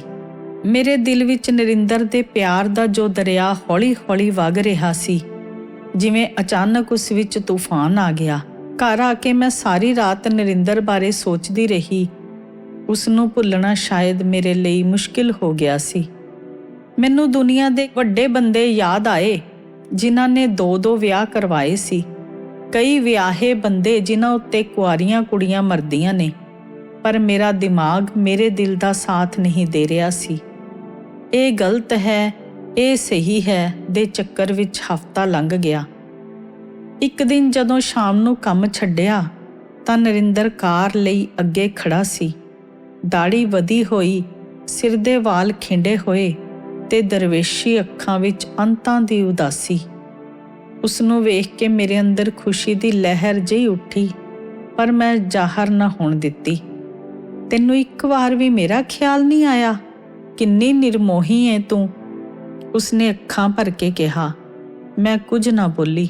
ਉਸ ਦੀਆਂ ਅੱਖਾਂ ਵਿੱਚ ਅਥਰੂ ਦੇਖ ਕੇ ਮੇਰੇ ਅੰਦਰੋਂ ਰੁੱਗ ਭਰਿਆ ਗਿਆ, ਪਰ ਇੰਤਹਾ ਖੁਸ਼ੀ ਵੀ ਹੋਈ ਕਿ ਨਰਿੰਦਰ ਮੈਨੂੰ ਕਿੰਨਾ ਪਿਆਰ ਕਰਦਾ ਹੈ। ਮੈਨੂੰ ਭੁੱਲਿਆ ਨਹੀਂ ਤੂੰ? ਮੈਂ ਜਿਵੇਂ ਉਸਦੇ ਅੰਦਰ ਝਾਕਣਾ ਚਾਹੁੰਦੀ ਸੀ। ਤੂੰ ਭੁੱਲਣ ਵਾਲੀ ਚੀਜ਼ ਹੈ? ਉਸਨੇ ਅੱਗੋਂ ਸਵਾਲ ਕੀਤਾ। ਉਸ ਦਿਨ ਪਹਿਲੀ ਵਾਰ ਅਸੀਂ ਇਕੱਠਿਆਂ ਰਾਤ ਗੁਜ਼ਾਰੀ। ਕਿੰਨਾ ਨਿੱਘ ਸੀ ਉਸਦੀ ਛੋਹ ਵਿੱਚ ਤੇ ਕਿੰਨੀ ਰਿਲੈਕਸ ਹੁੰਦੀ ਸੀ ਮੈਂ ਜਦੋਂ ਉਸਦੇ ਮੋਢੇ ਤੇ ਸਿਰ ਰੱਖਦੀ ਸੀ। ਫਿਰ ਤਾਂ ਜਿਵੇਂ ਰੋਜ਼ ਦਾ ਹੀ ਕੰਮ ਹੋ ਗਿਆ। ਉਹ ਬਿਜ਼ਨਸ ਦੇ ਬਹਾਨੇ ਤੇ ਮੈਂ ਕੰਮ ਦੇ ਬਹਾਨੇ ਅਕਸਰ ਰਾਤਾਂ ਬਾਹਰ ਗੁਜ਼ਾਰਦੇ। ਜਦੋਂ ਸਵੇਰੇ ਅਲੱਗ ਹੁੰਦੇ ਤਾਂ ਜਿਵੇਂ ਜਿਸਮ ਵਿੱਚੋਂ ਰੂਹ ਕੱਢਣ ਵਾਲੀ ਗੱਲ ਹੁੰਦੀ। ਤੂੰ ਆਪਣਾ ਅੱਡ ਫਲੈਟ ਲੈ ਲੈ, ਇੱਕ ਦਿਨ ਨਰਿੰਦਰ ਨੇ ਮੇਰੇ ਦਿਲ ਦੀ ਕਹੀ। ਪੈਸੇ ਮੈਂ ਆਪੇ ਦੇਵਾਂਗਾ, ਤੂੰ ਆਪਣੀ ਪਸੰਦ ਦਾ ਘਰ ਦੇਖ ਲੈ। ਮੈਂ ਇੱਕ ਬੈੱਡਰੂਮ ਦਾ ਛੋਟਾ ਜਿਹਾ ਫਲੈਟ ਦੇਖ ਲਿਆ। ਨਰਿੰਦਰ ਨੇ ਤੇ ਮੈਂ ਮਿਲ ਕੇ ਖਰਚਾ ਕੀਤਾ ਤੇ ਮਹੀਨੇ ਵਿੱਚ ਹੀ ਮੈਂ ਲੈਂਡ ਲੇਡੀ ਬਣ ਗਈ। ਨਰਿੰਦਰ ਨੇ ਘਰ ਸਾਮਾਨ ਨਾਲ ਭਰ ਦਿੱਤਾ। ਹੁਣ ਮੇਰੇ ਘਰ ਵਿੱਚ ਐਸ਼ ਆਰਾਮ ਦੀ ਹਰ ਚੀਜ਼ ਮੌਜੂਦ ਸੀ। ਮਾਂ-ਬਾਪ ਨੂੰ ਪਤਾ ਲੱਗਿਆ ਤਾਂ ਬਹੁਤ ਕਲੇਸ਼ ਹੋਇਆ। ਮੈਂ ਭੱਜ ਪਾਇਆ ਕਿ ਤੁਹਾਡੀ ਲੜਾਈ ਕਰਕੇ ਹੀ ਘਰ ਛੱਡ ਰਹੀ ਹਾਂ। ਨਰਿੰਦਰ ਦੇ ਪਿਆਰ ਵਿੱਚ ਮੈਨੂੰ ਦੁਨੀਆ ਦਾ ਹਰ ਰਿਸ਼ਤਾ ਪਾਉਣਾ ਜਾਪਦਾ ਸੀ। ਉਹ ਹਰ ਰੋਜ਼ ਸ਼ਾਮ ਨੂੰ ਘਰ ਜਾਣ ਤੋਂ ਪਹਿਲਾਂ 2-4 ਘੰਟੇ ਮੇਰੇ ਕੋਲ ਗੁਜ਼ਾਰਦਾ। ਮੈਂ ਉਸ ਲਈ ਖਾਣਾ ਤਿਆਰ ਕਰਦੀ, ਉਸਦੇ ਕੱਪੜੇ ਧੋਂਦੀ, ਪ੍ਰੈਸ ਕਰਦੀ ਤੇ ਪੂਰੀ ਔਰਤ ਬਣ ਕੇ ਉਸਦੀ ਸੇਵਾ ਕਰਦੀ। ਮੈਂ ਨਹੀਂ ਚਾਹੁੰਦੀ ਸੀ ਕਿ ਜਿਨ੍ਹਾਂ ਕਮੀਆਂ ਕਰਕੇ ਉਹ ਬਲਜੀਤ ਤੋਂ ਦੂਰ ਹੋਇਆ ਉਹ ਮੇਰੇ ਵਿੱਚ ਹੋਣ। ਜਦੋਂ ਉਹ ਅੱਧੀ ਕੁ ਰਾਤ ਨੂੰ ਮੈਨੂੰ ਛੱਡ ਕੇ ਜਾਂਦਾ ਤਾਂ ਕਈ ਵਾਰੀ ਮੈਂ ਰੋ ਪੈਂਦੀ। ਰੋਂਦੀ ਕਿਉਂ ਹੈ? ਜਿੰਨਾ ਪਿਆਰ ਸੀ ਤੈਨੂੰ ਦੇ ਚੱਲਿਆ ਹਾਂ, ਉਸ ਵਾਸਤੇ ਕੀ ਬਚਿਆ ਹੈ? ਉਹ ਮੈਨੂੰ ਤਸੱਲੀ ਦਿੰਦਾ। ਤੂੰ ਮੇਰਾ ਹੋਵੇਂਗਾ ਕਦੇ ਪੂਰੇ ਦਾ ਪੂਰਾ? ਮੈਂ ਸ਼ਿਕਵਾ ਕਰਦੀ। ਮੈਂ ਤੈਨੂੰ ਪਹਿਲੇ ਦਿਨ ਹੀ ਕਹਿ ਦਿੱਤਾ ਸੀ ਕਿ ਮੈਂ ਉਸ ਤੀਵੀਂ ਨੂੰ ਨਹੀਂ ਛੱਡ ਸਕਦਾ। ਜਦੋਂ ਮੇਰੀ ਗੋਦ ਵਿੱਚ ਸਿਰ ਰੱਖ ਕੇ ਕਹਿੰਦਾ ਤਾਂ ਮੈਂ ਬਰਫ਼ ਹੋ ਜਾਂਦੀ। ਫਿਰ ਘਰ ਤਾਂ ਤੇਰਾ ਉਹੀ ਹੈ ਨਰਿੰਦਰ, ਤੇ ਟੱਬਰ ਵੀ ਤੇਰਾ ਉਹੀ। ਮੈਂ ਤਾਂ ਐਵੇਂ ਉਧਾਰ ਮੰਗਿਆ ਹੋਇਆ ਰਿਸ਼ਤਾ ਹਾਂ। ਮੈਂ ਕਦੇ-ਕਦੇ ਬਹੁਤ ਉਦਾਸ ਹੋ ਜਾਂਦੀ। ਮੇਰਾ ਇੱਕ ਦੋਸਤ ਕਹਿੰਦਾ ਹੁੰਦਾ ਕਿ ਮੰਗੀ ਹੋਈ ਸਿਗਰਟ, ਮੰਗੀ ਹੋਈ ਅਖਬਾਰ ਤੇ ਮੰਗੀ ਹੋਈ ਤੀਵੀਂ ਦਾ ਮਜ਼ਾ ਹੀ ਹੋਰ ਹੁੰਦਾ ਏ। ਮੈਂ ਕਦੇ ਅਖਬਾਰ ਤੇ ਸਿਗਰਟ ਤਾਂ ਮੰਗੇ ਨਹੀਂ, ਪਰ ਤੀਵੀਂ ਜਦੋਂ ਸ਼ਰਾਰਤ ਨਾਲ ਆਖਦਾ ਤਾਂ ਮੈਂ ਉਸਦੇ ਕੰਨ ਫੜ ਕੇ ਖਿੱਚ ਦਿੰਦੀ। ਤਾਂ ਫਿਰ ਮੰਗੀ ਹੋਈ ਚੀਜ਼ ਕਿੰਨੇ ਕੁ ਦਿਨ ਚੱਲਦੀ ਹੈ? ਆਖਰ ਤੇਰੀ ਮਾਲਕਣ ਤੈਨੂੰ ਇੱਕ ਦਿਨ ਮੇਰੇ ਤੋਂ ਖੋਹ ਕੇ ਲੈ ਹੀ ਜਾਵੇਗੀ। ਕੋਈ ਡਰ ਮੇਰੇ ਅੰਦਰੋਂ ਉੱਠਦਾ। ਉਹ ਮੇਰੀ ਮਜਬੂਰੀ ਹੈ ਰੂਪ, ਤੂੰ ਮੇਰਾ ਇਸ਼ਕ। ਮਜਬੂਰੀ ਇਸ਼ਕ ਨੂੰ ਕਦੇ ਜਿੱਤ ਨਹੀਂ ਸਕੀ। ਉਹ ਮੇਰਾ ਦਿਲ ਧਰਾਉਂਦਾ ਤੇ ਮੈਂ ਮਜਬੂਰੀ ਤੇ ਇਸ਼ਕ ਦੀ ਇਸ ਕਸ਼ਮਕਸ਼ ਵਿੱਚ ਸਭ ਕੁਝ ਭੁੱਲ ਜਾਂਦੀ। ਯਾਦ ਰਹਿ ਜਾਂਦਾ ਸਿਰਫ ਨਰਿੰਦਰ ਦਾ ਪਿਆਰ ਤੇ ਸਾਥ, ਜਿਸ ਦੇ ਆਸਰੇ 7 ਸਮੁੰਦਰ ਤਰਨ ਨੂੰ ਮੈਂ ਤਿਆਰ ਸੀ। ਉਹ ਫਿਰ ਕਿੰਨੀ ਦੇਰ ਮੇਰੇ ਲੰਬੇ ਬਾਲਾਂ ਨਾਲ ਖੇਡਦਾ ਰਹਿੰਦਾ ਜਾਂ ਮੇਰੇ ਪੈਰ ਆਪਣੀ ਗੋਦ ਵਿੱਚ ਰੱਖ ਕੇ ਬੈਠ ਜਾਂਦਾ। ਔਰਤ ਦਾ ਚਾਹੁਣ ਵਾਲਾ ਜਦੋਂ ਉਸਦੇ ਕਦਮਾਂ ਵਿੱਚ ਬੈਠਾ ਹੋਵੇ ਤਾਂ ਉਹ ਆਪਣੇ ਆਪ ਨੂੰ ਨੂਰ ਜਹਾਂ ਸਮਝਦੀ ਹੈ ਤੇ ਇਸ ਹਕੂਮਤ ਦਾ ਨਸ਼ਾ ਕਿਸੇ ਤਖਤੇ ਤਾਊਸ ਤੋਂ ਘੱਟ ਨਹੀਂ ਹੁੰਦਾ। ਇਸੇ ਨਸ਼ੇ ਵਿੱਚ ਮੈਨੂੰ ਪਾਪ ਪੁੰਨ ਸਭ ਭੁੱਲ ਗਏ। ਗਰਮੀਆਂ ਦੀਆਂ ਛੁੱਟੀਆਂ ਸਨ। ਨਰਿੰਦਰ 2 ਹਫ਼ਤੇ ਤੋਂ ਕਿਸੇ ਬਿਜ਼ਨਸ ਟੂਰ ਤੇ ਗਿਆ ਹੋਇਆ ਸੀ। ਅਚਾਨਕ ਮੇਰਾ ਦਿਲ ਘਬਰਾਇਆ ਤੇ ਮੈਨੂੰ ਪਤਾ ਲੱਗਾ ਕਿ ਮੈਂ ਮਾਂ ਬਣਨ ਵਾਲੀ ਹਾਂ। ਮੈਂ ਅਵਾਕ ਰਹਿ ਗਈ। ਸਮਝ ਨਾ ਆਈ ਖੁਸ਼ ਹੋਵਾਂ ਕਿ ਉਦਾਸ, ਹੱਸਾਂ ਕਿ ਰੋਵਾਂ। ਝਟਪਟ ਨਰਿੰਦਰ ਦੇ ਦਫ਼ਤਰ ਵਿੱਚ ਫੋਨ ਘੁਮਾਇਆ, ਪਰ ਹਾਲੇ ਉਹ ਵਾਪਸ ਨਹੀਂ ਸੀ ਆਇਆ। ਕਈ ਦਿਨ ਲੰਘ ਗਏ। ਅਜੀਬ ਜਿਹਾ ਅਹਿਸਾਸ ਸੀ ਜੋ ਬਿਆਨ ਨਹੀਂ ਕੀਤਾ ਜਾ ਸਕਦਾ, ਸਿਰਫ ਮਹਿਸੂਸ ਕੀਤਾ ਜਾ ਸਕਦਾ ਸੀ। ਨਰਿੰਦਰ ਨੂੰ ਪਤਾ ਲੱਗੇਗਾ ਤਾਂ ਖੁਸ਼ੀ ਵਿੱਚ ਪਾਗਲ ਹੋ ਜਾਵੇਗਾ। ਮੈਂ ਛੇਤੀ ਤੋਂ ਛੇਤੀ ਉਸ ਨੂੰ ਇਹ ਖੁਸ਼ਖਬਰੀ ਦੇਣਾ ਚਾਹੁੰਦੀ ਸੀ, ਪਰ ਉਸ ਦਾ ਕੋਈ ਪਤਾ ਹੀ ਨਹੀਂ ਲੱਗ ਰਿਹਾ ਸੀ ਕਿ ਉਹ ਕਿੱਥੇ ਗਿਆ ਹੈ। ਜਦੋਂ ਵੀ ਫੋਨ ਕਰਦੀ, ਅੱਗੋਂ ਜਵਾਬ ਮਿਲਦਾ ਜ਼ਰੂਰੀ ਕੰਮ ਉੱਤੇ ਬਾਹਰ ਗਏ ਹੋਏ ਨੇ। ਅਚਾਨਕ ਇੱਕ ਦਿਨ ਸਵੇਰੇ ਉਸ ਦਾ ਫੋਨ ਆਇਆ। ਉਹ ਏਅਰਪੋਰਟ ਤੋਂ ਬੋਲ ਰਿਹਾ ਸੀ। ਮੈਂ ਫਟਾਫਟ ਉਸ ਨੂੰ ਖੁਸ਼ਖਬਰੀ ਸੁਣਾਈ। 2 ਪਲ ਲਈ ਉਹ ਕੁਝ ਨਾ ਬੋਲਿਆ। ਫਿਰ ਉਸਨੇ ਹੌਲੀ ਜਿਹੀ ਕਿਹਾ, ਅੱਜ ਦਿਨੇ ਆਪਣੀ ਡਾਕਟਰ ਕੋਲ ਜਾਈਂ, ਉਹ ਸਭ ਠੀਕ ਕਰ ਦੇਵੇਗੀ। ਕੀ ਠੀਕ ਕਰ ਦੇਵੇਗੀ? ਮੈਨੂੰ ਸਮਝ ਨਾ ਆਈ। ਇਸ ਹਫਤੇ ਜਾ ਕੇ ਅਬੋਰਸ਼ਨ ਕਰਵਾ, ਅੱਗੇ ਹੀ ਬਹੁਤ ਦੇਰ ਹੋ ਚੁੱਕੀ ਹੈ, ਹੋਰ ਲੇਟ ਕਰਨਾ ਠੀਕ ਨਹੀਂ ਹੈ। ਉਸਨੇ ਜਿਵੇਂ ਹੁਕਮ ਦਿੱਤਾ। ਅਬੋਰਸ਼ਨ? ਪਰ ਕਿਉਂ? ਮੈਂ ਬੌਖਲਾਈ। ਕਿਉਂ ਦਾ ਕੀ ਮਤਲਬ? ਮੈਂ ਫਾਰਸੀ ਬੋਲ ਰਿਹਾ ਜੋ ਤੈਨੂੰ ਸਮਝ ਨਹੀਂ ਆ ਰਹੀ? ਨਰਿੰਦਰ ਮੈਨੂੰ ਪਹਿਲੀ ਵਾਰ ਉੱਚੀ ਆਵਾਜ਼ ਵਿੱਚ ਬੋਲਿਆ। ਪਰ ਮੈਂ ਇਸ ਬੱਚੇ ਨੂੰ ਜਨਮ ਦੇਣਾ ਚਾਹੁੰਦੀ ਹਾਂ ਨਿੰਦੀ। ਇਹ ਤੇਰੇ ਮੇਰੇ ਪਿਆਰ ਦਾ ਸਬੂਤ ਹੈ, ਸੱਚੇ ਪਿਆਰ ਦਾ ਸਬੂਤ। ਮੈਂ ਆਪਣੀ ਵਕਾਲਤ ਕੀਤੀ। ਓ ਸ਼ਟ ਅਪ, ਮੈਂ ਪਹਿਲਾਂ ਹੀ ਬਹੁਤ ਦੁਖੀ ਹਾਂ। Don't give me this bullshit.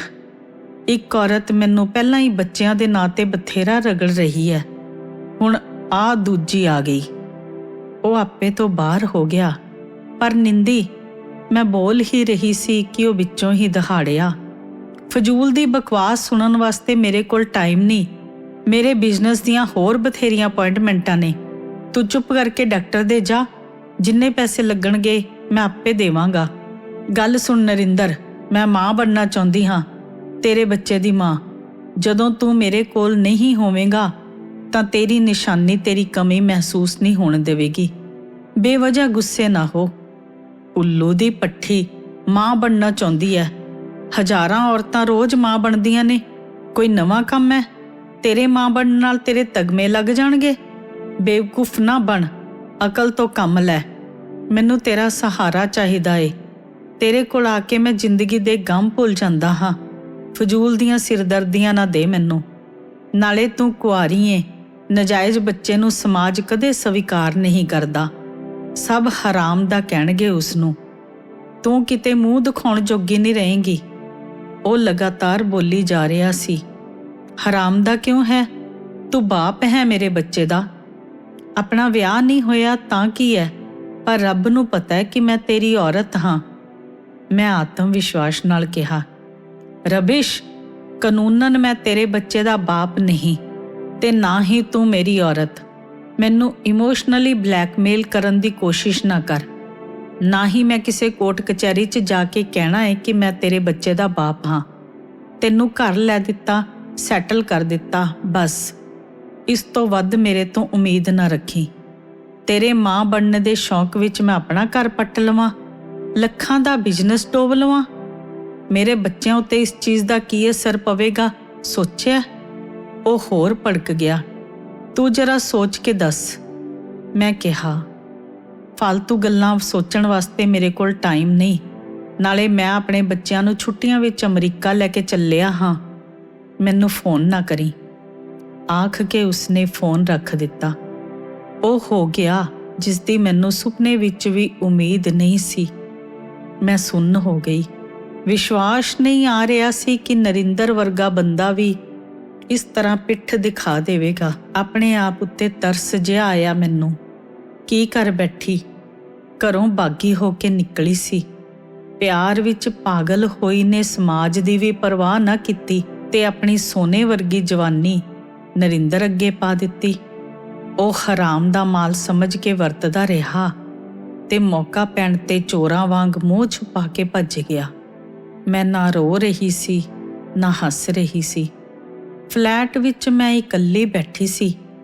ਉਸ ਫਲੈਟ ਵਿੱਚ ਜਿੱਥੇ ਮੇਰੀਆਂ ਤੇ ਨਰਿੰਦਰ ਦੀਆਂ ਫੋਟੋਆਂ ਥਾਂ-ਥਾਂ ਲੱਗੀਆਂ ਹੋਈਆਂ ਸਨ, ਰਾਧਾ ਕ੍ਰਿਸ਼ਨ ਵਾਂਗ।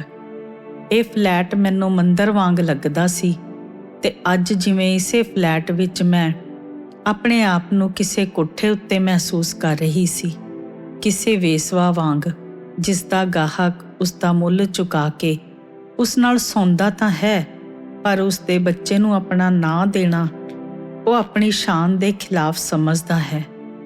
ਤਾਂ ਮੇਰਾ ਬੱਚਾ ਹਰਾਮ ਦਾ ਹੈ, ਕਿਉਂਕਿ ਮੇਰਾ ਰਿਸ਼ਤਾ ਹਰਾਮ ਦਾ ਸੀ। ਮੈਨੂੰ ਆਪਣੇ ਆਪ ਤੇ ਕਚਿਆਣ ਜੀ ਆਈ। ਮੈਂ ਆਪਣੇ ਅੰਦਰੋਂ ਹਵਾੜ ਜੀ ਆਉਂਦੀ ਮਹਿਸੂਸ ਕੀਤੀ, ਜਿਵੇਂ ਮੈਂ ਕੋਈ ਗੰਦੀ ਨਾਲੀ ਸੀ ਜਿਸ ਵਿੱਚ ਕੋਈ ਰਾਹੀ ਮੂਦ ਕੇ ਚਲਾ ਗਿਆ ਸੀ। ਆਪਣੇ ਆਪ ਤੋਂ ਨਫ਼ਰਤ ਹੋ ਗਈ। ਜੀ ਕੀਤਾ ਕਿਸੇ ਗੱਡੀ ਥੱਲੇ ਜਾ ਕੇ ਸਿਰ ਦੇ ਦੇਵਾਂ ਤੇ ਚਿੱਠੀ ਲਿਖ ਕੇ ਰੱਖ ਜਾਵਾਂ ਕਿ ਨਰਿੰਦਰ ਨੇ ਮੇਰੀ ਜ਼ਿੰਦਗੀ ਤਬਾਹ ਕੀਤੀ ਹੈ। ਪਰ ਮਰਨਾ ਇੰਨਾ ਆਸਾਨ ਕਿੱਥੇ ਸੀ। ਸੋਚਦੀ ਹੋਈ ਮੈਂ ਕਾਰਪੇਟ ਉੱਤੇ ਹੀ ਲੇਟ ਗਈ ਕਿ ਕੀ ਕਰਾਂ। ਅਚਾਨਕ ਦਿਮਾਗ ਨੇ ਕਿਹਾ, ਇੰਨੀ ਚਿੰਤਾ ਦੀ ਕਿਹੜੀ ਗੱਲ ਹੈ? ਜੇ ਨਰਿੰਦਰ ਹੀ ਭੱਜ ਗਿਆ ਤਾਂ ਤੈਨੂੰ ਇਹ ਫਾਹਾ ਗਲ ਪਾਉਣ ਦੀ ਕੀ ਲੋੜ ਹੈ? ਕੱਲ ਨੂੰ ਡਾਕਟਰ ਦੇ ਜਾ ਕੇ ਕਹਾਣੀ ਖਤਮ ਕਰ ਦੇ। ਜਿਵੇਂ ਮੇਰੇ ਸਿਰ ਤੋਂ ਕੋਈ ਬੋਝ ਉਤਰ ਗਿਆ। ਸੋਚਿਆ, ਮੁੜ ਨਰਿੰਦਰ ਦੀ ਸ਼ਕਲ ਨਹੀਂ ਦੇਖਾਂਗੀ। ਆਪਣੇ ਮਾਂ-ਬਾਪ ਕੋਲ ਵਾਪਸ ਚਲੀ ਜਾਵਾਂਗੀ। ਇਹ ਫਲੈਟ ਵੀ ਛੱਡ ਜਾਵਾਂਗੀ। ਕੰਜਰੀ ਦਾ ਕੋਠਾ। ਮੈਂ ਨਰਿੰਦਰ ਨੂੰ ਗਾਲ ਕੱਢੀ। ਦੂਜੇ ਦਿਨ ਡਾਕਟਰ ਦੇ ਗਈ। ਬਜ਼ੁਰਗ ਡਾਕਟਰਨੀ ਨੇ ਮੇਰੇ ਸਿਰ ਤੇ ਹੱਥ ਰੱਖਿਆ। ਫਿਕਰ ਦੀ ਕੋਈ ਗੱਲ ਨਹੀਂ, 10 ਮਿੰਟ ਲੱਗਣਗੇ। ਮੈਂ ਅਗਲੇ ਹਫ਼ਤੇ ਦੀ ਅਪਾਇੰਟਮੈਂਟ ਲੈ ਕੇ ਵਾਪਸ ਆ ਗਈ। ਸਿਰਫ 1 ਹਫ਼ਤੇ ਦੀ ਮੁਸੀਬਤ ਸੀ, ਫਿਰ ਮੈਂ ਫ੍ਰੀ ਹੋ ਜਾਵਾਂਗੀ। ਫਲੈਟ ਛੱਡਣ ਲਈ ਮੈਂ ਆਪਣਾ ਸਮਾਨ ਜੋ ਘਰੋਂ ਲੈ ਕੇ ਆਈ ਸੀ ਇਕੱਠਾ ਕਰਨਾ ਸ਼ੁਰੂ ਕੀਤਾ। ਅਲਮਾਰੀ ਤੇ ਪਿਆ ਭਾਰੀ ਅਟੈਚੀ ਕੇਸ ਚੁੱਕਣ ਲਈ ਮੈਂ ਕੁਰਸੀ ਤੇ ਚੜ੍ਹ ਗਈ। ਅਟੈਚੀ ਭਾਰਾ ਹੋਣ ਕਰਕੇ ਮੇਰਾ ਕਾਫੀ ਜ਼ੋਰ ਲੱਗ ਰਿਹਾ ਸੀ। ਕਿਤੇ ਬੱਚੇ ਨੂੰ ਨੁਕਸਾਨ ਨਾ ਪਹੁੰਚੇ। ਜਿਵੇਂ ਮੇਰੇ ਅੰਦਰੋਂ ਕੋਈ ਬੋਲਿਆ, ਫੇਰ ਕੀ ਹੈ, ਤੂੰ ਰੱਖਣਾ ਤਾਂ ਹੈ ਨਹੀਂ, ਚੰਗਾ ਸਗੋਂ ਖਹਿੜਾ ਛੁੱਟੇਗਾ। ਦਿਮਾਗ ਨੇ ਕਿਹਾ, ਨਹੀਂ ਉਹ ਹੋਰ ਗੱਲ ਹੈ, ਪਰ ਇੱਦਾਂ ਉਸਨੂੰ ਤਕਲੀਫ ਹੋਵੇਗੀ। ਮੇਰੇ ਅੰਦਰਲੀ ਔਰਤ ਨੇ ਕਿਹਾ ਤੇ ਮੈਂ ਅਟੈਚੀ ਉੱਥੇ ਹੀ ਰੱਖ ਦਿੱਤਾ। ਪਤਾ ਨਹੀਂ ਕਿਉਂ ਇਸ ਅੰਦਰਲੀ ਮੁਸੀਬਤ ਨਾਲ ਮੈਨੂੰ ਅਚਾਨਕ ਹੀ ਹਮਦਰਦੀ ਜਾਗ ਪਈ ਸੀ। ਕੰਮ ਤੋਂ ਮੈਂ 2 ਹਫ਼ਤੇ ਦੀਆਂ ਛੁੱਟੀਆਂ ਲੈ ਲਈਆਂ। ਰੱਜ ਕੇ ਖਾਧਾ, ਕਿਤੇ ਬੱਚਾ ਭੁੱਖਾ ਨਾ ਹੋਵੇ। ਰੱਜ ਕੇ ਆਰਾਮ ਕੀਤਾ ਕਿ ਜਿੰਨੀ ਦੇਰ ਮੇਰੀ ਕੁੱਖ ਵਿੱਚ ਹੈ ਓਨੀ ਦੇਰ ਤਾਂ ਆਰਾਮ ਨਾਲ ਰਹੇ। ਫਿਰ ਤਾਂ ਮੇਰਾ ਜੀ ਭਰ ਆਇਆ, ਜਿਵੇਂ ਮੇਰੇ ਅੰਦਰ ਕੋਈ ਖਿਡੌਣਾ ਬਣਨਾ ਸ਼ੁਰੂ ਹੋ ਗਿਆ ਸੀ। ਉੱਠਦੇ ਬਹਿੰਦੇ, ਸੌਂਦੇ ਜਾਗਦੇ ਹਰ ਵੇਲੇ ਸੂਰਤ ਉਸ ਵੱਲ ਰਹਿੰਦੀ, ਕਿਤੇ ਕੋਈ ਅੰਗ ਨਾ ਡਿੱਗ ਪਵੇ ਇਸ ਖਿਡੌਣੇ ਦਾ। ਮੈਂ ਧਰਤੀ ਵਾਂਗ ਹਰੀ ਹੋ ਗਈ ਸੀ। ਸ਼ੀਸ਼ੇ ਵਿੱਚ ਆਪਣਾ ਰੂਪ ਨਾ ਪਛਾਣ ਸਕੀ। ਕਿੰਨੀ ਸੋਹਣੀ ਲੱਗਦੀ ਸੀ ਆਪਣੇ ਆਪ ਨੂੰ। ਤੂੰ ਮਾਂ ਬਣਨ ਵਾਲੀ ਹੈ ਰੂਪ, ਹੁਣ ਤੂੰ ਰਚਣਹਾਰੀ ਹੈ। ਦੁਨੀਆ ਦਾ ਸਭ ਤੋਂ ਵੱਡਾ ਰੁਤਬਾ ਤੈਨੂੰ ਮਿਲ ਰਿਹਾ ਹੈ। ਤੇਰੇ ਹੁਸਨ ਦਾ ਕੋਈ ਮੁਕਾਬਲਾ ਨਹੀਂ ਕਰ ਸਕਦਾ। ਸ਼ੀਸ਼ੇ ਵਿੱਚੋਂ ਮੇਰੇ ਪਰਛਾਵੇਂ ਨੇ ਕਿਹਾ, ਪਰ ਇਹ ਬੱਚਾ ਨਾਜਾਇਜ਼ ਹੈ। ਸਮਾਜ ਕਿਸੇ ਨਾਜਾਇਜ਼ ਰਿਸ਼ਤੇ ਨੂੰ ਸਵੀਕਾਰ ਨਹੀਂ ਕਰਦਾ। ਇੱਥੇ ਕਾਨੂੰਨ ਦੇ ਪਹਿਰੇ ਨੇ। ਮੈਂ ਪਰਛਾਵੇਂ ਨੂੰ ਜਵਾਬ ਦਿੱਤਾ, ਰਿਸ਼ਤਾ ਕੋਈ ਵੀ ਨਾਜਾਇਜ਼ ਨਹੀਂ ਹੁੰਦਾ ਰੁਪਿੰਦਰ। ਮਤਲਬ ਤਾਂ ਹੈ ਤੁਸੀਂ ਇਸ ਕਿਸੇ ਰਿਸ਼ਤੇ ਨੂੰ ਕਿੰਨੀ ਇਮਾਨਦਾਰੀ ਨਾਲ ਜੀਂਦੇ ਹੋ। ਪਰਛਾਵੇਂ ਨੇ ਅੱਗੋਂ ਬਹਿਸ ਕੀਤੀ,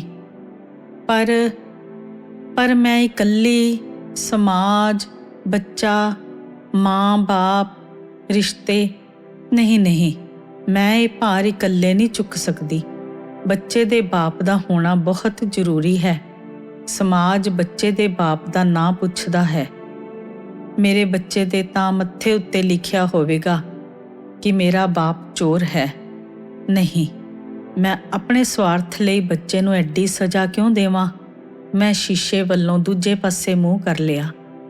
ਗਰਭਵਤੀ ਔਰਤ ਵਾਸਤੇ ਇਸ ਵੇਲੇ ਉਸ ਬੱਚੇ ਦਾ ਬਾਪ ਉਸ ਕੋਲ ਹੋਣਾ ਕਿੰਨਾ ਜ਼ਰੂਰੀ ਹੈ, ਮੈਨੂੰ ਅਹਿਸਾਸ ਹੋਇਆ। ਸਿਰਫ ਔਰਤ ਨੂੰ ਇਮੋਸ਼ਨਲੀ ਹੀ ਨਹੀਂ, ਸਗੋਂ ਬੱਚੇ ਨੂੰ ਵੀ ਜਿਵੇਂ ਅੰਦਰੋਂ ਪਤਾ ਹੁੰਦਾ ਹੈ ਕਿ ਮੇਰਾ ਬਾਪ ਕੌਣ ਹੈ।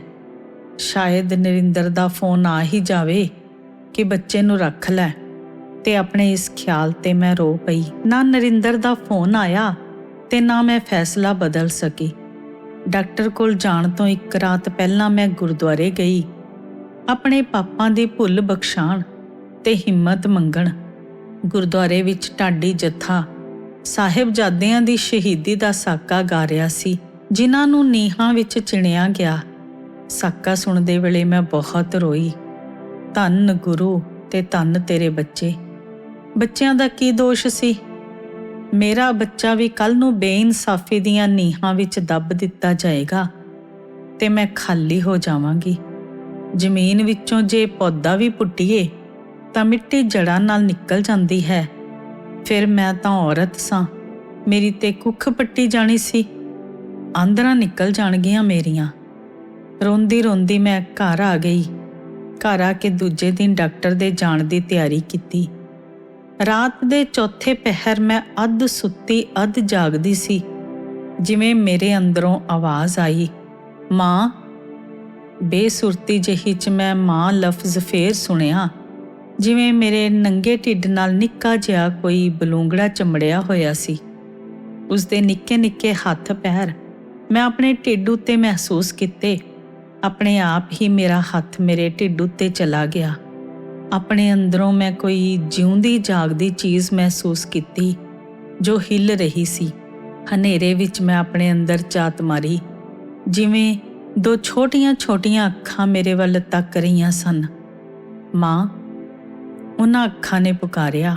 ਮੈਨੂੰ ਠੰਡੀਆਂ ਤਰੇਲੀਆਂ ਆ ਗਈਆਂ। ਮੈਂ ਆਪਣੇ ਢਿੱਡ ਨੂੰ ਕੁੱਟ ਕੇ ਜੱਫੀ ਪਾ ਲਈ। ਮੇਰੇ ਬੱਚੇ, ਮੈਂ ਤੈਨੂੰ ਜਨਮ ਦੇਵਾਂਗੀ, ਮਾਫ਼ ਕਰ ਦੇ। ਮੈਂ ਆਪਣੇ ਸਵਾਰਥ ਲਈ ਤੇਰਾ ਕਤਲ ਕਰਨ ਦੀ ਸੋਚੀ। ਤੇਰਾ ਬਾਪ ਚੋਰ ਹੈ ਬੱਚੇ, ਪਰ ਤੇਰੀ ਮਾਂ ਤਾਂ ਤੇਰੀ ਮਾਂ ਹੈ। ਮੇਰਾ ਸਿਰਹਾਣਾ ਹੰਝੂਆਂ ਨਾਲ ਭਿੱਜ ਗਿਆ ਸੀ। ਅਜੀਬ ਜਿਹੀ ਸ਼ਾਂਤੀ ਮਿਲੀ ਮੈਨੂੰ, ਅਜੀਬ ਜਿਹੀ ਹਿੰਮਤ ਆ ਗਈ ਮੇਰੇ ਵਿੱਚ, ਤੇ ਮੈਂ ਉਦੋਂ ਹੀ ਉੱਠ ਕੇ ਆਪਣਾ ਸਮਾਨ ਇਕੱਠਾ ਕੀਤਾ। ਸਵੇਰੇ ਹੀ ਡਾਕਟਰ ਨੂੰ ਫੋਨ ਕਰ ਦਿੱਤਾ ਕਿ ਮੈਂ ਵਿਚਾਰ ਬਦਲ ਲਿਆ ਹੈ। ਮੁੜ ਕੇ ਕਦੀ ਪਛਤਾਈ ਨਹੀਂ ਤੇ ਨਾ ਜ਼ਿੰਦਗੀ ਨਾਲ ਕਦੇ ਸ਼ਿਕਵਾ ਕੀਤਾ ਕਿ ਕੀ ਹੋ ਰਿਹਾ ਹੈ। ਉਹ ਫਲੈਟ ਛੱਡ ਕੇ ਮੈਂ ਕਿਰਾਏ ਦੇ ਕਮਰੇ ਵਿੱਚ ਚਲੀ ਗਈ। ਕੰਮ ਉੱਤੇ ਜਾਣਾ ਸ਼ੁਰੂ ਕੀਤਾ। ਥੋੜ੍ਹੇ ਦਿਨਾਂ ਬਾਅਦ ਹੀ ਮੇਰਾ ਭੇਦ ਖੁੱਲ੍ਹਣਾ ਸ਼ੁਰੂ ਹੋ ਗਿਆ। ਆਖਰ ਕਦੋਂ ਤੱਕ ਅੱਗ ਨੂੰ ਮੈਂ ਆਪਣੀ ਝੋਲੀ ਵਿੱਚ ਛੁਪਾ ਕੇ ਰੱਖ ਸਕਦੀ ਸੀ। ਲੋਕਾਂ ਨੇ ਕੰਜਰੀ ਕੁੱਤੀ ਕਿਹਾ, ਕੰਮ ਵਾਲਿਆਂ ਨੇ ਆਵਾਜ਼ੇ ਕੱਸੇ। ਮਾਂ ਨੂੰ ਪਤਾ ਲੱਗਿਆ ਤੇ ਉਸਨੇ ਬਥੇਰਾ ਸਿਰ ਪਿੱਟਿਆ, ਪਰ ਮੇਰੇ ਕੰਨਾਂ ਨੇ ਜੋ ਅੰਦਰੋਂ ਇੱਕ ਵਾਰ ਮਾਂ ਲਫ਼ਜ਼ ਸੁਣਿਆ ਸੀ, ਜਿਵੇਂ ਉਸ ਤੋਂ ਬਾਅਦ ਮੇਰੇ ਲਈ ਦੁਨੀਆ ਦੀ ਹਰ ਆਵਾਜ਼ ਛੋਟੀ ਹੋ ਗਈ ਸੀ। ਮੈਂ ਉਸ ਆਵਾਜ਼ ਨੂੰ ਸ਼ਰੇਆਮ ਸੁਣਨਾ ਚਾਹੁੰਦੀ ਸੀ। ਬਾਕੀ ਮਹੀਨੇ ਲੋਕਾਂ ਦੇ ਤਾਨੇ ਮਿਹਣੇ ਸੁਣ ਕੇ ਤੇ ਗਾਲਾਂ ਖਾ ਕੇ ਕੱਢੇ।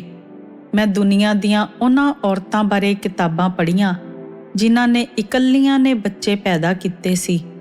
ਸ਼ਕੁੰਤਲਾ ਤੇ ਸੀਤਾ ਵਰਗੀਆਂ, ਜਿਨ੍ਹਾਂ ਦੇ ਆਦਮੀ ਉਹਨਾਂ ਨੂੰ ਅਧਵਾਟੇ ਛੱਡ ਗਏ ਸਨ।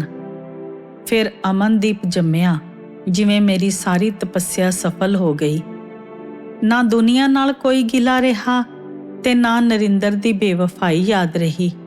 ਅਮਨਦੀਪ ਨੂੰ ਵੇਖ ਕੇ ਜਿਵੇਂ ਮੇਰੀ ਸਾਰੇ ਸੰਘਰਸ਼ ਦੀ ਥਕਾਵਟ ਲਹਿ ਗਈ ਸੀ। ਔਰਤ ਜਦੋਂ ਮਾਂ ਬਣ ਜਾਂਦੀ ਹੈ ਤਾਂ ਉਸ ਲਈ ਦੁਨੀਆ ਦੇ ਬਾਕੀ ਰਿਸ਼ਤੇ ਛੋਟੇ ਹੋ ਜਾਂਦੇ ਹਨ। ਨਰਿੰਦਰ ਭਾਵੇਂ ਮੇਰੇ ਤੋਂ ਪਿੱਠ ਮੋੜ ਗਿਆ ਸੀ, ਪਰ ਬੱਚੇ ਦੀ ਖਬਰ ਜਿਵੇਂ ਉਸਨੂੰ ਹਵਾ ਵਾਂਗ ਮਿਲੀ। ਇੱਕ ਦਿਨ ਉਹ ਆ ਗਿਆ। ਤੈਨੂੰ ਕਿੰਨਾ ਸਮਝਾਇਆ ਸੀ, ਇਸ ਮੁਸੀਬਤ ਵਿੱਚ ਨਾ ਪੈ, ਹੁਣ ਕਿੰਨੀ ਔਖੀ ਹੈ। ਉਸਨੇ ਹਮਦਰਦੀ ਜਤਾਈ। ਮੈਂ ਉਸ ਦੀ ਗੱਲ ਦਾ ਕੋਈ ਜਵਾਬ ਨਾ ਦਿੱਤਾ। ਚੱਲ, ਜੋ ਹੋ ਗਿਆ ਸੋ ਹੋ ਗਿਆ। ਆਪਣੇ ਫਲੈਟ 'ਚ ਵਾਪਸ ਚੱਲ। ਮੇਰਾ ਬੱਚਾ ਕਿਰਾਏ ਦੇ ਕਮਰਿਆਂ ਵਿੱਚ ਰੁਲੇ ਮੇਰੇ ਤੋਂ ਬਰਦਾਸ਼ਤ ਨਹੀਂ ਹੁੰਦਾ। ਅਸੀਂ ਸਰਦਾਰ ਹਾਂ, ਪਿੰਡ ਦੇ ਰਾਜਿਆਂ ਵਰਗੇ ਹਾਂ। ਇਹੋ ਜਿਹੀ ਜ਼ਿੰਦਗੀ ਤਾਂ ਸਾਡੇ ਨੌਕਰ ਵੀ ਨਹੀਂ ਜਿੰਦੇ। ਉਸਦੇ ਅੰਦਰਲਾ ਬਾਪ ਹੰਕਾਰ ਬਣ ਕੇ ਬੋਲਿਆ, ਨਰਿੰਦਰ, ਇਹ ਉਹੀ ਬੱਚਾ ਹੈ ਜਿਸ ਦੇ ਪੈਦਾ ਹੋਣ ਦੀ ਖਬਰ ਸੁਣ ਕੇ ਤੂੰ ਫੋਨ ਤੱਕ ਕਰਨਾ ਛੱਡ ਦਿੱਤਾ ਸੀ ਤੇ ਜਿਸ ਦੀ ਮਾਂ ਨੂੰ ਤੂੰ ਰਾਹਾਂ ਵਿੱਚ ਛੱਡ ਕੇ ਚਲਾ ਗਿਆ ਸੀ। ਨਾਲੇ ਮੇਰੀ ਇੱਕ ਗੱਲ ਸੁਣ ਲਓ ਧਿਆਨ ਨਾਲ ਸਰਦਾਰ ਜੀ, ਮੇਰਾ ਬੱਚਾ ਕਿਸੇ ਰਾਜੇ ਮਹਾਰਾਜੇ ਦਾ ਬੱਚਾ ਨਹੀਂ, ਉਹ ਇੱਕ ਇਕੱਲੀ ਮਜ਼ਦੂਰ ਮਾਂ ਦਾ ਬੱਚਾ ਹੈ। ਮੈਂ ਨਹੀਂ ਚਾਹੁੰਦੀ ਉਸ ਦੇ ਮਨ ਵਿੱਚ ਕੋਈ ਭੁਲੇਖਾ ਪਵੇ, ਇਸ ਲਈ ਤੂੰ ਅੱਜ ਤੋਂ ਬਾਅਦ ਇੱਥੇ ਨਾ ਆਈ। ਮੈਂ ਉਸ ਨੂੰ ਬਾਹਰ ਕੱਢ ਕੇ ਦਰਵਾਜ਼ਾ ਬੰਦ ਕਰ ਲਿਆ। ਨਰਿੰਦਰ ਕਈ ਮਹੀਨੇ ਨਾ ਆਇਆ। ਅਮਨ ਹੁਣ ਵਧਣਾ ਸ਼ੁਰੂ ਹੋ ਗਿਆ ਸੀ। ਸ਼ਾਮੀ ਕੰਮ ਤੋਂ ਥੱਕੀ ਹਾਰੀ ਆਉਂਦੀ ਤਾਂ ਉਸ ਨੂੰ ਵੇਖ ਕੇ ਜਿਵੇਂ ਮੇਰੇ ਵਿੱਚ ਨਵੀਂ ਜਾਨ ਪੈ ਜਾਂਦੀ। ਥੋੜੇ ਪੈਸੇ ਫੜਫੜਾ ਕੇ ਮੈਂ ਆਪਣਾ ਘਰ ਲੈ ਲਿਆ, ਪਰ ਨਰਿੰਦਰ ਨੇ ਮੇਰਾ ਖੁਰਾ ਖੋਜ ਕੱਢ ਲਿਆ ਤੇ ਆ ਕੇ ਇੱਕ ਦਿਨ ਮੇਰੇ ਪੈਰ ਫੜ ਲਏ। ਰੱਬ ਦੇ ਵਾਸਤੇ ਮੇਰੇ ਗੁਨਾਹਾਂ ਦੀ ਸਜ਼ਾ ਮੇਰੇ ਬੱਚੇ ਨੂੰ ਨਾ ਦੇ। ਉਸ ਨੂੰ ਬਾਪ ਦੇ ਪਿਆਰ ਦੀ ਲੋੜ ਹੈ। ਉਹ ਕਦੇ-ਕਦੇ ਅਮਨ ਨੂੰ ਮਿਲਣ ਆ ਜਾਂਦਾ ਤੇ ਮੈਂ ਦੇਖਿਆ ਕਿ ਜੇ ਕਦੇ ਨਰਿੰਦਰ ਨਾ ਆਉਂਦਾ ਤਾਂ ਅਮਨ ਆਨੀ ਬਹਾਨੀ ਰੋਂਦਾ, ਬੁਖਾਰ ਚੜਾ ਲੈਂਦਾ। ਮੈਂ ਬੱਚੇ ਲਈ ਇੰਨੀ ਬਦਨਾਮੀ ਝੱਲੀ ਸੀ ਤੇ ਜ਼ਿੰਦਗੀ ਦਾਅ ਉੱਤੇ ਲਾ ਦਿੱਤੀ ਸੀ। ਉਸ ਦੀ ਉਦਾਸੀ ਮੇਰੇ ਤੋਂ ਸਹਾਰੀ ਨਾ ਗਈ। ਮੈਂ ਨਰਿੰਦਰ ਨੂੰ ਘਰ ਆਉਣ ਜਾਣ ਦੀ ਖੁੱਲ੍ਹ ਦੇ ਦਿੱਤੀ। ਘਰ ਵਿੱਚ ਆਉਣ ਦੀ ਜਦੋਂ ਇਜਾਜ਼ਤ ਮਿਲ ਗਈ ਤਾਂ ਇੱਕ ਦਿਨ ਨਰਿੰਦਰ ਨੇ ਮੇਰੇ ਨਾਲ ਹਮਬਿਸਤਰੀ ਕਰਨ ਦੀ ਕੋਸ਼ਿਸ਼ ਕੀਤੀ। ਤਮੀਜ਼ ਨਾਲ ਰਹਿ, ਜੇ ਬੱਚੇ ਕਰਕੇ ਮੈਂ ਤੈਨੂੰ ਇਸ ਘਰ ਵਿੱਚ ਆਉਣ ਜਾਣ ਲਈ ਕਹਿ ਦਿੱਤਾ ਹੈ ਤਾਂ ਇਸ ਦਾ ਮਤਲਬ ਇਹ ਨਹੀਂ ਕਿ ਮੈਂ ਫਿਰ ਇਤਿਹਾਸ ਨੂੰ ਦੁਹਰਾਉਣ ਲੱਗੀ ਹਾਂ। ਇਹ ਨਾ ਸਮਝੀ ਕਿ ਮੈਂ ਕਮਜ਼ੋਰ ਹੋ ਗਈ ਹਾਂ ਤੇ ਮੈਨੂੰ ਤੇਰੇ ਸਹਾਰੇ ਦੀ ਲੋੜ ਹੈ। ਮੈਂ ਆਪਣੇ ਬੱਚੇ ਨੂੰ ਉਦਾਸ ਨਹੀਂ ਦੇਖ ਸਕਦੀ ਤੇ ਤੇਰਾ ਉਹਦੇ ਨਾਲ ਖੂਨ ਦਾ ਰਿਸ਼ਤਾ ਏ। ਤੇਰੇ ਬਗੈਰ ਉਹ ਰੋਂਦਾ ਮੇਰੇ ਤੋਂ ਵੇਖਿਆ ਨਹੀਂ ਜਾਂਦਾ। ਮੈਂ ਅੱਗ ਵਾਂਗ ਮੱਚੀ। ਮੇਰੀ ਗਲਤੀ ਮਾਫ਼ ਕਰ ਦੇ। ਉਸਨੇ ਅੱਖਾਂ ਭਰੀਆਂ। ਫਜ਼ੂਲ ਮੈਨੂੰ ਡਿਸਟਰਬ ਨਾ ਕਰ। ਤੂੰ ਮੈਨੂੰ ਕੰਜਰੀ ਸਮਝ ਰੱਖਿਆ? ਜੇ ਤੇਰੇ ਤੋਂ ਨਿਭਣੀਆਂ ਨਹੀਂ ਸੀ ਤਾਂ ਲਾਈਆਂ ਕਿਉਂ? ਨਾਲੇ ਅੱਜ ਤੋਂ ਬਾਅਦ ਮੈਨੂੰ ਹੱਥ ਲਾਇਆ ਤਾਂ ਮੈਂ ਹੱਥ ਤੋੜ ਦੇਵਾਂਗੀ।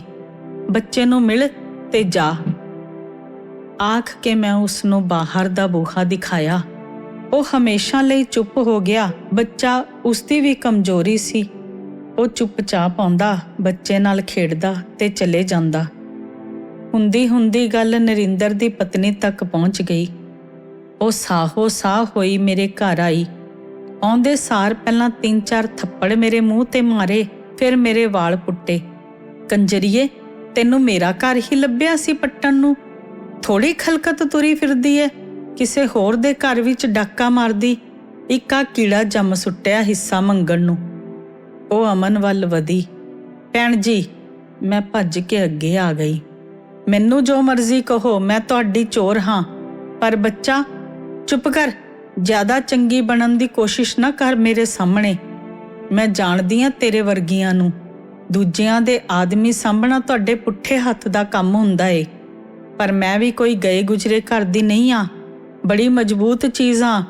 ਤੇਰੇ ਵਰਗੀਆਂ ਕਈ ਆਈਆਂ ਤੇ ਗਈਆਂ, ਪਰ ਨਰਿੰਦਰ ਨੂੰ ਮੇਰੇ ਤੋਂ ਕੋਈ ਨਹੀਂ ਖੋ ਸਕੀ। ਮੈਂ ਉਹਨਾਂ ਔਰਤਾਂ ਵਿੱਚੋਂ ਨਹੀਂ ਜਿਹੜੀਆਂ ਘਬਰਾ ਕੇ ਦੂਜੇ ਦਿਨ ਤਲਾਕ ਦਿੰਦੀਆਂ ਨੇ। ਮੈਂ ਸਮਝ ਲੂੰ ਮੇਰਾ ਆਦਮੀ 2 ਘੰਟੇ ਕੰਜਰੀ ਦੇ ਕੋਠੇ ਉੱਤੇ ਜਾਂਦਾ ਹੈ, ਅਖੀਰ ਰਾਤ ਨੂੰ ਤਾਂ ਮੇਰੇ ਕੋਲ ਘਰ ਹੀ ਆਉਂਦਾ ਨਾ। ਤੇਰੇ ਵਰਗੀਆਂ ਜੇ 10 ਵੀ ਆ ਜਾਣ ਤਾਂ ਮੇਰਾ ਕੁਝ ਨਹੀਂ ਵਿਗਾੜ ਸਕਦੀਆਂ। ਬਗਾਨੀ ਅੱਗ ਉੱਤੇ ਕਿੰਨੇ ਕੁ ਦਿਨ ਹੱਡ ਸੇਕੇਂਗੀ? ਆਖਰ ਆਦਮੀ ਤਾਂ ਮੇਰਾ ਹੀ ਰਹੇਗਾ। ਉਹ ਅੱਗ ਥੁੱਕਦੀ ਤੇ ਅੰਗਿਆਰ ਹੱਗਦੀ ਵਾਪਸ ਚਲੀ ਗਈ। ਮੈਨੂੰ ਉਸ ਉੱਤੇ ਤਰਸ ਆਇਆ। ਧੋਖਾ ਉਸ ਨਾਲ ਵੀ ਹੋਇਆ ਸੀ। ਮੈਂ ਸੋਚਿਆ ਸੀ ਕਿ ਬਲਜੀਤ ਕੋਈ ਬਦਸੂਰਤ ਜਿਹੀ ਔਰਤ ਹੋਵੇਗੀ। ਉਹ ਤਾਂ ਕਾਫੀ ਸੋਹਣੀ ਸੁਨੱਖੀ ਭਰੇ ਪੂਰੇ ਜਿਸਮ ਦੀ ਮਾਲਕ ਸੀ। ਮੈਂ ਸੋਚ ਰਹੀ ਸੀ ਅਣਜਾਣੇ ਵਿੱਚ ਹੀ ਕਿਸੇ ਵਿਆਹੇ ਹੋਏ ਬੰਦੇ ਨਾਲ ਪਿਆਰ ਪਾ ਕੇ ਮੈਂ ਕਿੰਨਾ ਗਲਤ ਕੰਮ ਕੀਤਾ ਸੀ। ਪਰ ਮੇਰਾ ਕਸੂਰ ਕੀ ਸੀ? ਇਹ ਤਾਂ ਨਰਿੰਦਰ ਹੀ ਸੀ ਜੋ ਬਲਜੀਤ ਦਾ ਨਕਸ਼ਾ ਹੀ ਹੋਰ ਖਿੱਚਦਾ ਰਿਹਾ ਮੇਰੇ ਸਾਹਮਣੇ। ਬਲਜੀਤ ਨੇ ਸਾਰੇ ਸ਼ਹਿਰ ਵਿੱਚ ਢੰਡੋਰਾ ਪਿੱਟ ਦਿੱਤਾ ਕਿ ਮੈਂ ਉਸ ਦੇ ਆਦਮੀ ਨੂੰ ਲੁੱਟ ਕੇ ਖਾ ਰਹੀ ਹਾਂ। ਇੱਕ ਦਿਨ ਨਰਿੰਦਰ ਕਿਤੇ ਬਾਹਰ ਗਿਆ ਹੋਇਆ ਸੀ ਤਾਂ ਉਸ ਦਾ ਲੜਕਾ ਪਿੱਛੋਂ ਆਇਆ। ਮੈਂ ਬੂਹਾ ਖੋਲ੍ਹਿਆ। ਆਂਟੀ, ਮੇਰਾ ਡੈਡ ਅੱਜ ਬਾਹਰ ਗਿਆ ਹੋਇਆ ਹੈ। ਜੇ ਤੇਰਾ ਨਹੀਂ ਸਰਦਾ ਤਾਂ ਮੈਂ ਆਵਾਂ ਅੱਜ ਰਾਤ ਤੇਰੇ ਕੋਲ। ਉਹ ਹੱਸਿਆ, ਪਰ ਮੈਂ ਕੀ ਕਹਿੰਦੀ। ਪਰ ਉਸ ਦਿਨ ਤੋਂ ਮੈਨੂੰ ਬਲਜੀਤ ਨਾਲ ਨਫ਼ਰਤ ਹੋ ਗਈ। ਮੇਰੇ ਲਈ ਤਾਂ ਪੈਸਾ ਪਹਿਲਾਂ ਹੀ ਕੁਝ ਮਾਇਨੇ ਨਹੀਂ ਰੱਖਦਾ ਸੀ। ਹੁਣ ਤਾਂ ਪੈਸੇ ਵਾਲਿਆਂ ਦੇ ਚਿਹਰੇ ਬੁਰੀ ਤਰ੍ਹਾਂ ਨੰਗੇ ਹੋ ਗਏ ਸੀ ਮੇਰੇ ਸਾਹਮਣੇ। ਮੈਂ ਬਹੁਤ ਮਿਹਨਤ ਕਰਨੀ ਸ਼ੁਰੂ ਕਰ ਦਿੱਤੀ। ਮੈਂ ਚਾਹੁੰਦੀ ਸਾਂ ਮੇਰਾ ਬੱਚਾ ਬਹੁਤ ਅੱਛੀ ਐਜੂਕੇਸ਼ਨ ਲਵੇ, ਵਧੀਆ ਸਕੂਲ ਵਿੱਚ ਪੜ੍ਹੇ ਤੇ ਦੁਨੀਆ ਦਾ ਬਿਹਤਰੀਨ ਬੰਦਾ ਬਣੇ। ਮੈਨੂੰ ਹਰ ਬੰਦੇ ਨੇ ਨਫ਼ਰਤ ਕੀਤੀ ਹੈ ਆਸ਼ਾ। ਹਰ ਬੰਦੇ ਨੇ ਮੈਨੂੰ ਗਲਤ ਸਮਝਿਆ। ਸ਼ਾਇਦ ਮੇਰਾ ਬੱਚਾ ਵੀ ਵੱਡਾ ਹੋ ਕੇ ਮੈਨੂੰ ਨਫ਼ਰਤ ਕਰੇ, ਪਰ ਮੈਂ ਆਪਣੇ ਖੂਨ ਦੀਆਂ ਘੁੱਟਾਂ ਨਾਲ ਇਸ ਨੂੰ ਪਾਲ ਰਹੀ ਹਾਂ। ਇਹਦੇ ਵਿੱਚ ਸਭ ਕੁਝ ਇਹਦੇ ਬਾਪ ਵਾਲਾ ਹੈ। ਉਹੀ ਅੱਖਾਂ, ਉਹੀ ਬੁੱਲ੍ਹ ਤੇ ਉਹੀ ਮੁਸਕਾਨ। ਜਦੋਂ ਇਹ ਘੰਟਾ ਮੇਰੇ ਵਾਲਾਂ ਨਾਲ ਖੇਡਦਾ ਹੈ ਜਾਂ ਮੇਰੇ ਪੈਰ ਫੜ ਕੇ ਬੈਠ ਜਾਂਦਾ ਹੈ ਤਾਂ ਜਿਵੇਂ ਨਰਿੰਦਰ ਫੇਰ ਮੇਰੇ ਸਾਹਮਣੇ ਬੈਠਾ ਹੁੰਦਾ ਹੈ। ਨਰਿੰਦਰ ਨੂੰ ਤਾਂ ਮੈਂ ਮਾਫ਼ ਨਹੀਂ ਕਰ ਸਕਦੀ। ਮਾਫ਼ ਕਰਨ ਨੂੰ ਕਿਹੜਾ ਮੈਂ ਉਸ ਨੂੰ ਨਫ਼ਰਤ ਕਰਦੀ ਹਾਂ। ਨਫ਼ਰਤ ਵੀ ਉਸ ਨੂੰ ਕੀਤੀ ਜਾਂਦੀ ਹੈ ਜਿਸ ਦੀ ਕੋਈ ਕੀਮਤ ਤੁਹਾਡੀਆਂ ਨਜ਼ਰਾਂ ਵਿੱਚ ਹੋਵੇ। ਜਿਹੜਾ ਬੰਦਾ ਨਜ਼ਰਾਂ ਵਿੱਚੋਂ ਗਿਰ ਜਾਵੇ ਉਹ ਨਫ਼ਰਤ ਦੇ ਵੀ ਕਾਬਲ ਨਹੀਂ ਰਹਿੰਦਾ। ਹੁਣ ਤਾਂ ਮੈਂ ਤੇ ਮੇਰਾ ਬੱਚਾ, ਬਸ ਇਹੀ ਮੇਰੀ ਜ਼ਿੰਦਗੀ ਹੈ। ਜੇ ਇਹ ਨਾ ਹੁੰਦਾ ਤਾਂ ਪਤਾ ਨਹੀਂ ਮੈਂ ਅੱਜ ਕਿੱਥੇ ਹੁੰਦੀ। ਉਸਨੇ ਜਿਵੇਂ ਕਹਾਣੀ ਦਾ ਅਖੀਰ ਕੀਤਾ। ਰੁਪਿੰਦਰ, ਬੱਚਾ ਤਾਂ ਤੇਰਾ ਬਹੁਤ ਖੂਬਸੂਰਤ ਹੈ। ਖਾਸ ਕਰਕੇ ਜਦੋਂ ਮੈਂ ਉਸ 'ਤੇ ਕੇਸ ਰੱਖੇ ਵੇਖਦੀ ਹਾਂ ਤਾਂ ਪਤਾ ਲੱਗਦਾ ਹੈ ਕਿ ਤੇਰਾ ਸਿੱਖ ਧਰਮ ਵਿੱਚ ਕਿੰਨਾ ਵਿਸ਼ਵਾਸ ਹੈ। ਪਰ ਤੈਨੂੰ ਇਹ ਖਿਆਲ ਕਿਵੇਂ ਆਇਆ ਕਿ ਤੇਰਾ ਬੱਚਾ ਪੱਗ ਬੰਨੇ? ਮੈਂ ਪੁੱਛਿਆ। ਆਸ਼ਾ, ਇੱਕ ਵਾਰ ਜਦੋਂ ਅਮਨ 5 ਕੁ ਸਾਲ ਦਾ ਸੀ ਤਾਂ ਸਕੂਲੋਂ ਆਇਆ। ਰਾਤ ਨੂੰ ਜਦੋਂ ਮੈਂ ਉਸਨੂੰ ਸੌਣ ਲਈ ਕਹਾਣੀ ਸੁਣਾਉਣ ਲੱਗੀ ਤਾਂ ਉਹ ਬੋਲਿਆ, ਮਮ ਟੈਲ ਮੀ ਸਮਥਿੰਗ ਅਬਾਊਟ ਗੋਲਡਨ ਟੈਂਪਲ।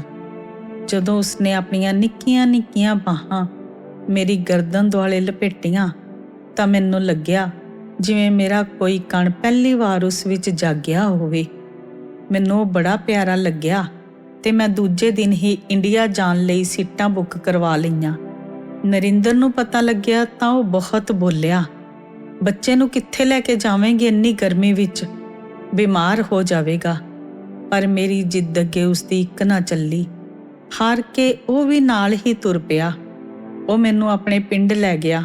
ਮੇਰੇ ਅੰਦਰ ਰੌਸ਼ਨੀ ਦੀ ਕੋਈ ਲੀਕ ਜਿਹੀ ਉੱਠੀ। ਸ਼ਾਇਦ ਉਹ ਮੈਨੂੰ ਆਪਣੇ ਮਾਂ-ਬਾਪ ਦੇ ਘਰ ਲੈ ਜਾਵੇਗਾ। ਸ਼ਾਇਦ ਉਹ ਇਸ ਰਿਸ਼ਤੇ ਨੂੰ ਉੱਥੇ ਜਾ ਕੇ ਕੋਈ ਨਾਂ ਦੇਵੇਗਾ। ਪਰ ਉਹ ਮੈਨੂੰ ਖੂਹ ਵਾਲੇ ਘਰ ਵਿੱਚ ਲੈ ਗਿਆ। ਖੇਤਾਂ ਵਿੱਚ ਖੂਹ ਦੇ ਲਾਗੇ ਇੱਕ ਕੱਚਾ ਜਿਹਾ ਘਰ ਸੀ ਤੇ ਉੱਥੇ ਮਹਿਮਾਨਾਂ ਦੇ ਠਹਿਰਨ ਲਈ ਸ਼ਾਇਦ ਗੈਸਟ ਹਾਊਸ ਬਣਿਆ ਹੋਇਆ ਸੀ। ਮੈਨੂੰ ਫੇਰ ਆਪਣੀ ਔਕਾਤ ਦਾ ਅਹਿਸਾਸ ਹੋਇਆ ਤੇ ਦਿਲ ਵਿੱਚ ਜਿਹੜੀ ਰੌਸ਼ਨੀ ਦੀ ਲੀਕ ਉੱਠੀ ਸੀ ਉਹ ਫੇਰ ਨਫ਼ਰਤ ਵਿੱਚ ਬਦਲ ਗਈ। ਨਾ ਉਸਦੇ ਘਰੋਂ ਕੋਈ ਮੈਨੂੰ ਮਿਲਣ ਆਇਆ ਤੇ ਨਾ ਉਹ ਮੈਨੂੰ ਘਰ ਲੈ ਕੇ ਗਿਆ। ਸ਼ਾਇਦ ਲੋਕ ਕਹਿੰਦੇ ਹੋਣਗੇ ਵਲੈਤੋਂ ਕੋਈ ਕੰਜਰੀ ਆਈ ਹੋਈ ਹੈ। ਅਸੀਂ ਸਾਰਾ ਪੰਜਾਬ ਘੁੰਮੇ, ਹਰਿਮੰਦਰ ਸਾਹਿਬ ਵੀ ਗਏ। ਆਉਣ ਤੋਂ ਇੱਕ ਦਿਨ ਪਹਿਲਾਂ ਮੈਂ ਅਮਨ ਨੂੰ ਲੈ ਕੇ ਪਿੰਡ ਦੇ ਗੁਰਦੁਆਰੇ ਵਿੱਚ ਮੱਥਾ ਟੇਕਣ ਗਈ। ਮੇਰੇ ਨਾਲ ਘਰ ਦੀ ਸਫਾਈ ਕਰਨ ਵਾਲੀ ਜਮਾਦਾਰਨੀ ਵੀ ਸੀ ਜੋ ਅਮਨ ਨੂੰ ਹਰ ਵੇਲੇ ਗੋਦੀ ਚੁੱਕ ਕੇ ਮੇਰੇ ਨਾਲ ਚੱਲਦੀ ਸੀ। ਆਹ ਕਾਕਾ ਜੀ ਕੌਣ ਨੇ ਭਾਈ? ਗ੍ਰੰਥੀ ਨੇ ਨੌਕਰਾਣੀ ਨੂੰ ਪੁੱਛਿਆ। ਵਲੈਤੋਂ ਛੋਟੀ ਸਰਦਾਰਨੀ ਜੀ ਆਏ ਨੇ ਭਾਈ ਜੀ, ਆਹ ਕਾਕਾ ਉਹਨਾਂ ਦਾ ਹੀ ਹੈ। ਆਖ ਕੇ ਉਸਨੇ ਬਾਬਾ ਜੀ ਦੇ ਅੱਗੇ ਮੱਥਾ ਟੇਕਿਆ। ਮੇਰੀਆਂ ਭੁੱਬਾਂ ਨਿਕਲ ਗਈਆਂ। ਮੈਂ ਜਮਾਦਾਰਨੀ ਦੇ ਗਲ ਲੱਗ ਕੇ ਫੁੱਟ ਰੋ ਪਈ। ਜਿਵੇਂ ਸਾਲਾਂ ਦੀ ਬੱਧੀ ਵੇਦਨਾ ਹੰਝੂਆਂ ਦੇ ਹੜ ਵਿੱਚ ਵਹਿ ਤੁਰੀ ਸੀ। ਅਮਨ ਦੇ ਪੈਦਾ ਹੋਣ ਤੋਂ ਬਾਅਦ ਅੱਜ ਮੈਂ ਪਹਿਲੀ ਵਾਰ ਰੋਈ ਸੀ। ਜਮਾਦਾਰਨੀ ਬੋਲੀ, ਬਸ ਕਰੋ ਸਰਦਾਰਨੀ ਜੀ, ਸਾਨੂੰ ਕਿਹੜਾ ਪਤਾ ਨਹੀਂ, ਸਭ ਸਮਝਦੇ ਹਾਂ ਪਰ ਕਹਿ ਨਹੀਂ ਸਕਦੇ। ਅਖੇ ਵੱਡੇ ਬੰਦਿਆਂ ਦੀਆਂ ਵੱਡੀਆਂ ਗੱਲਾਂ। ਅਸੀਂ ਕਮੀਨ ਹੋਏ ਪਰ ਪਤਾ ਸਭ ਕਾਸੇ ਦਾ ਹੈ। ਜੱਟ ਹੱਥ ਆਈ ਤੀਵੀਂ ਤੇ ਜ਼ਮੀਨ ਕਦੇ ਨਹੀਂ ਛੱਡਦਾ। ਮੌਕਾ ਮਿਲੇ ਤਾਂ ਦੂਜੇ ਦੀ ਵੀ ਸਾਂਭ ਲੈਂਦਾ। ਭਲਾ ਦਾਈਆਂ ਤੋਂ ਢਿੱਡ ਲੁਕੇ ਨੇ। ਮੈਂ ਕਿਉਂ ਝੂਠ ਬੋਲਾਂ? ਮਹਾਰਾਜ ਦੇ ਘਰ ਵਿੱਚ ਖੜੀ ਆਂ। ਪਤਾ ਨਹੀਂ ਉਹ ਕੀ ਬੋਲਦੀ ਰਹੀ ਪਰ ਮੇਰੇ ਕੰਨਾਂ ਵਿੱਚ ਛੋਟੀ ਸਰਦਾਰਨੀ ਲਫ਼ਜ਼ ਹੀ ਗੂੰਜ ਰਹੇ ਸਨ, ਜਿਵੇਂ ਜ਼ਿੰਦਗੀ ਦੇ ਸਾਰੇ ਉਲਾਂਭੇ ਲੈ ਗਏ ਸੀ। ਤੇ ਉਸ ਵੇਲੇ ਮੈਂ ਫੈਸਲਾ ਕਰ ਲਿਆ ਸੀ ਕਿ ਮੈਂ ਆਪਣੇ ਪੁੱਤਰ ਨੂੰ ਸਿੰਘ ਸਜਾਵਾਂਗੀ। ਰੱਬ ਦੇ ਘਰ ਵਿੱਚ ਪਹਿਲੀ ਵਾਰ ਕਿਸੇ ਨੇ ਮੈਨੂੰ ਪਹਿਚਾਣਿਆ ਸੀ।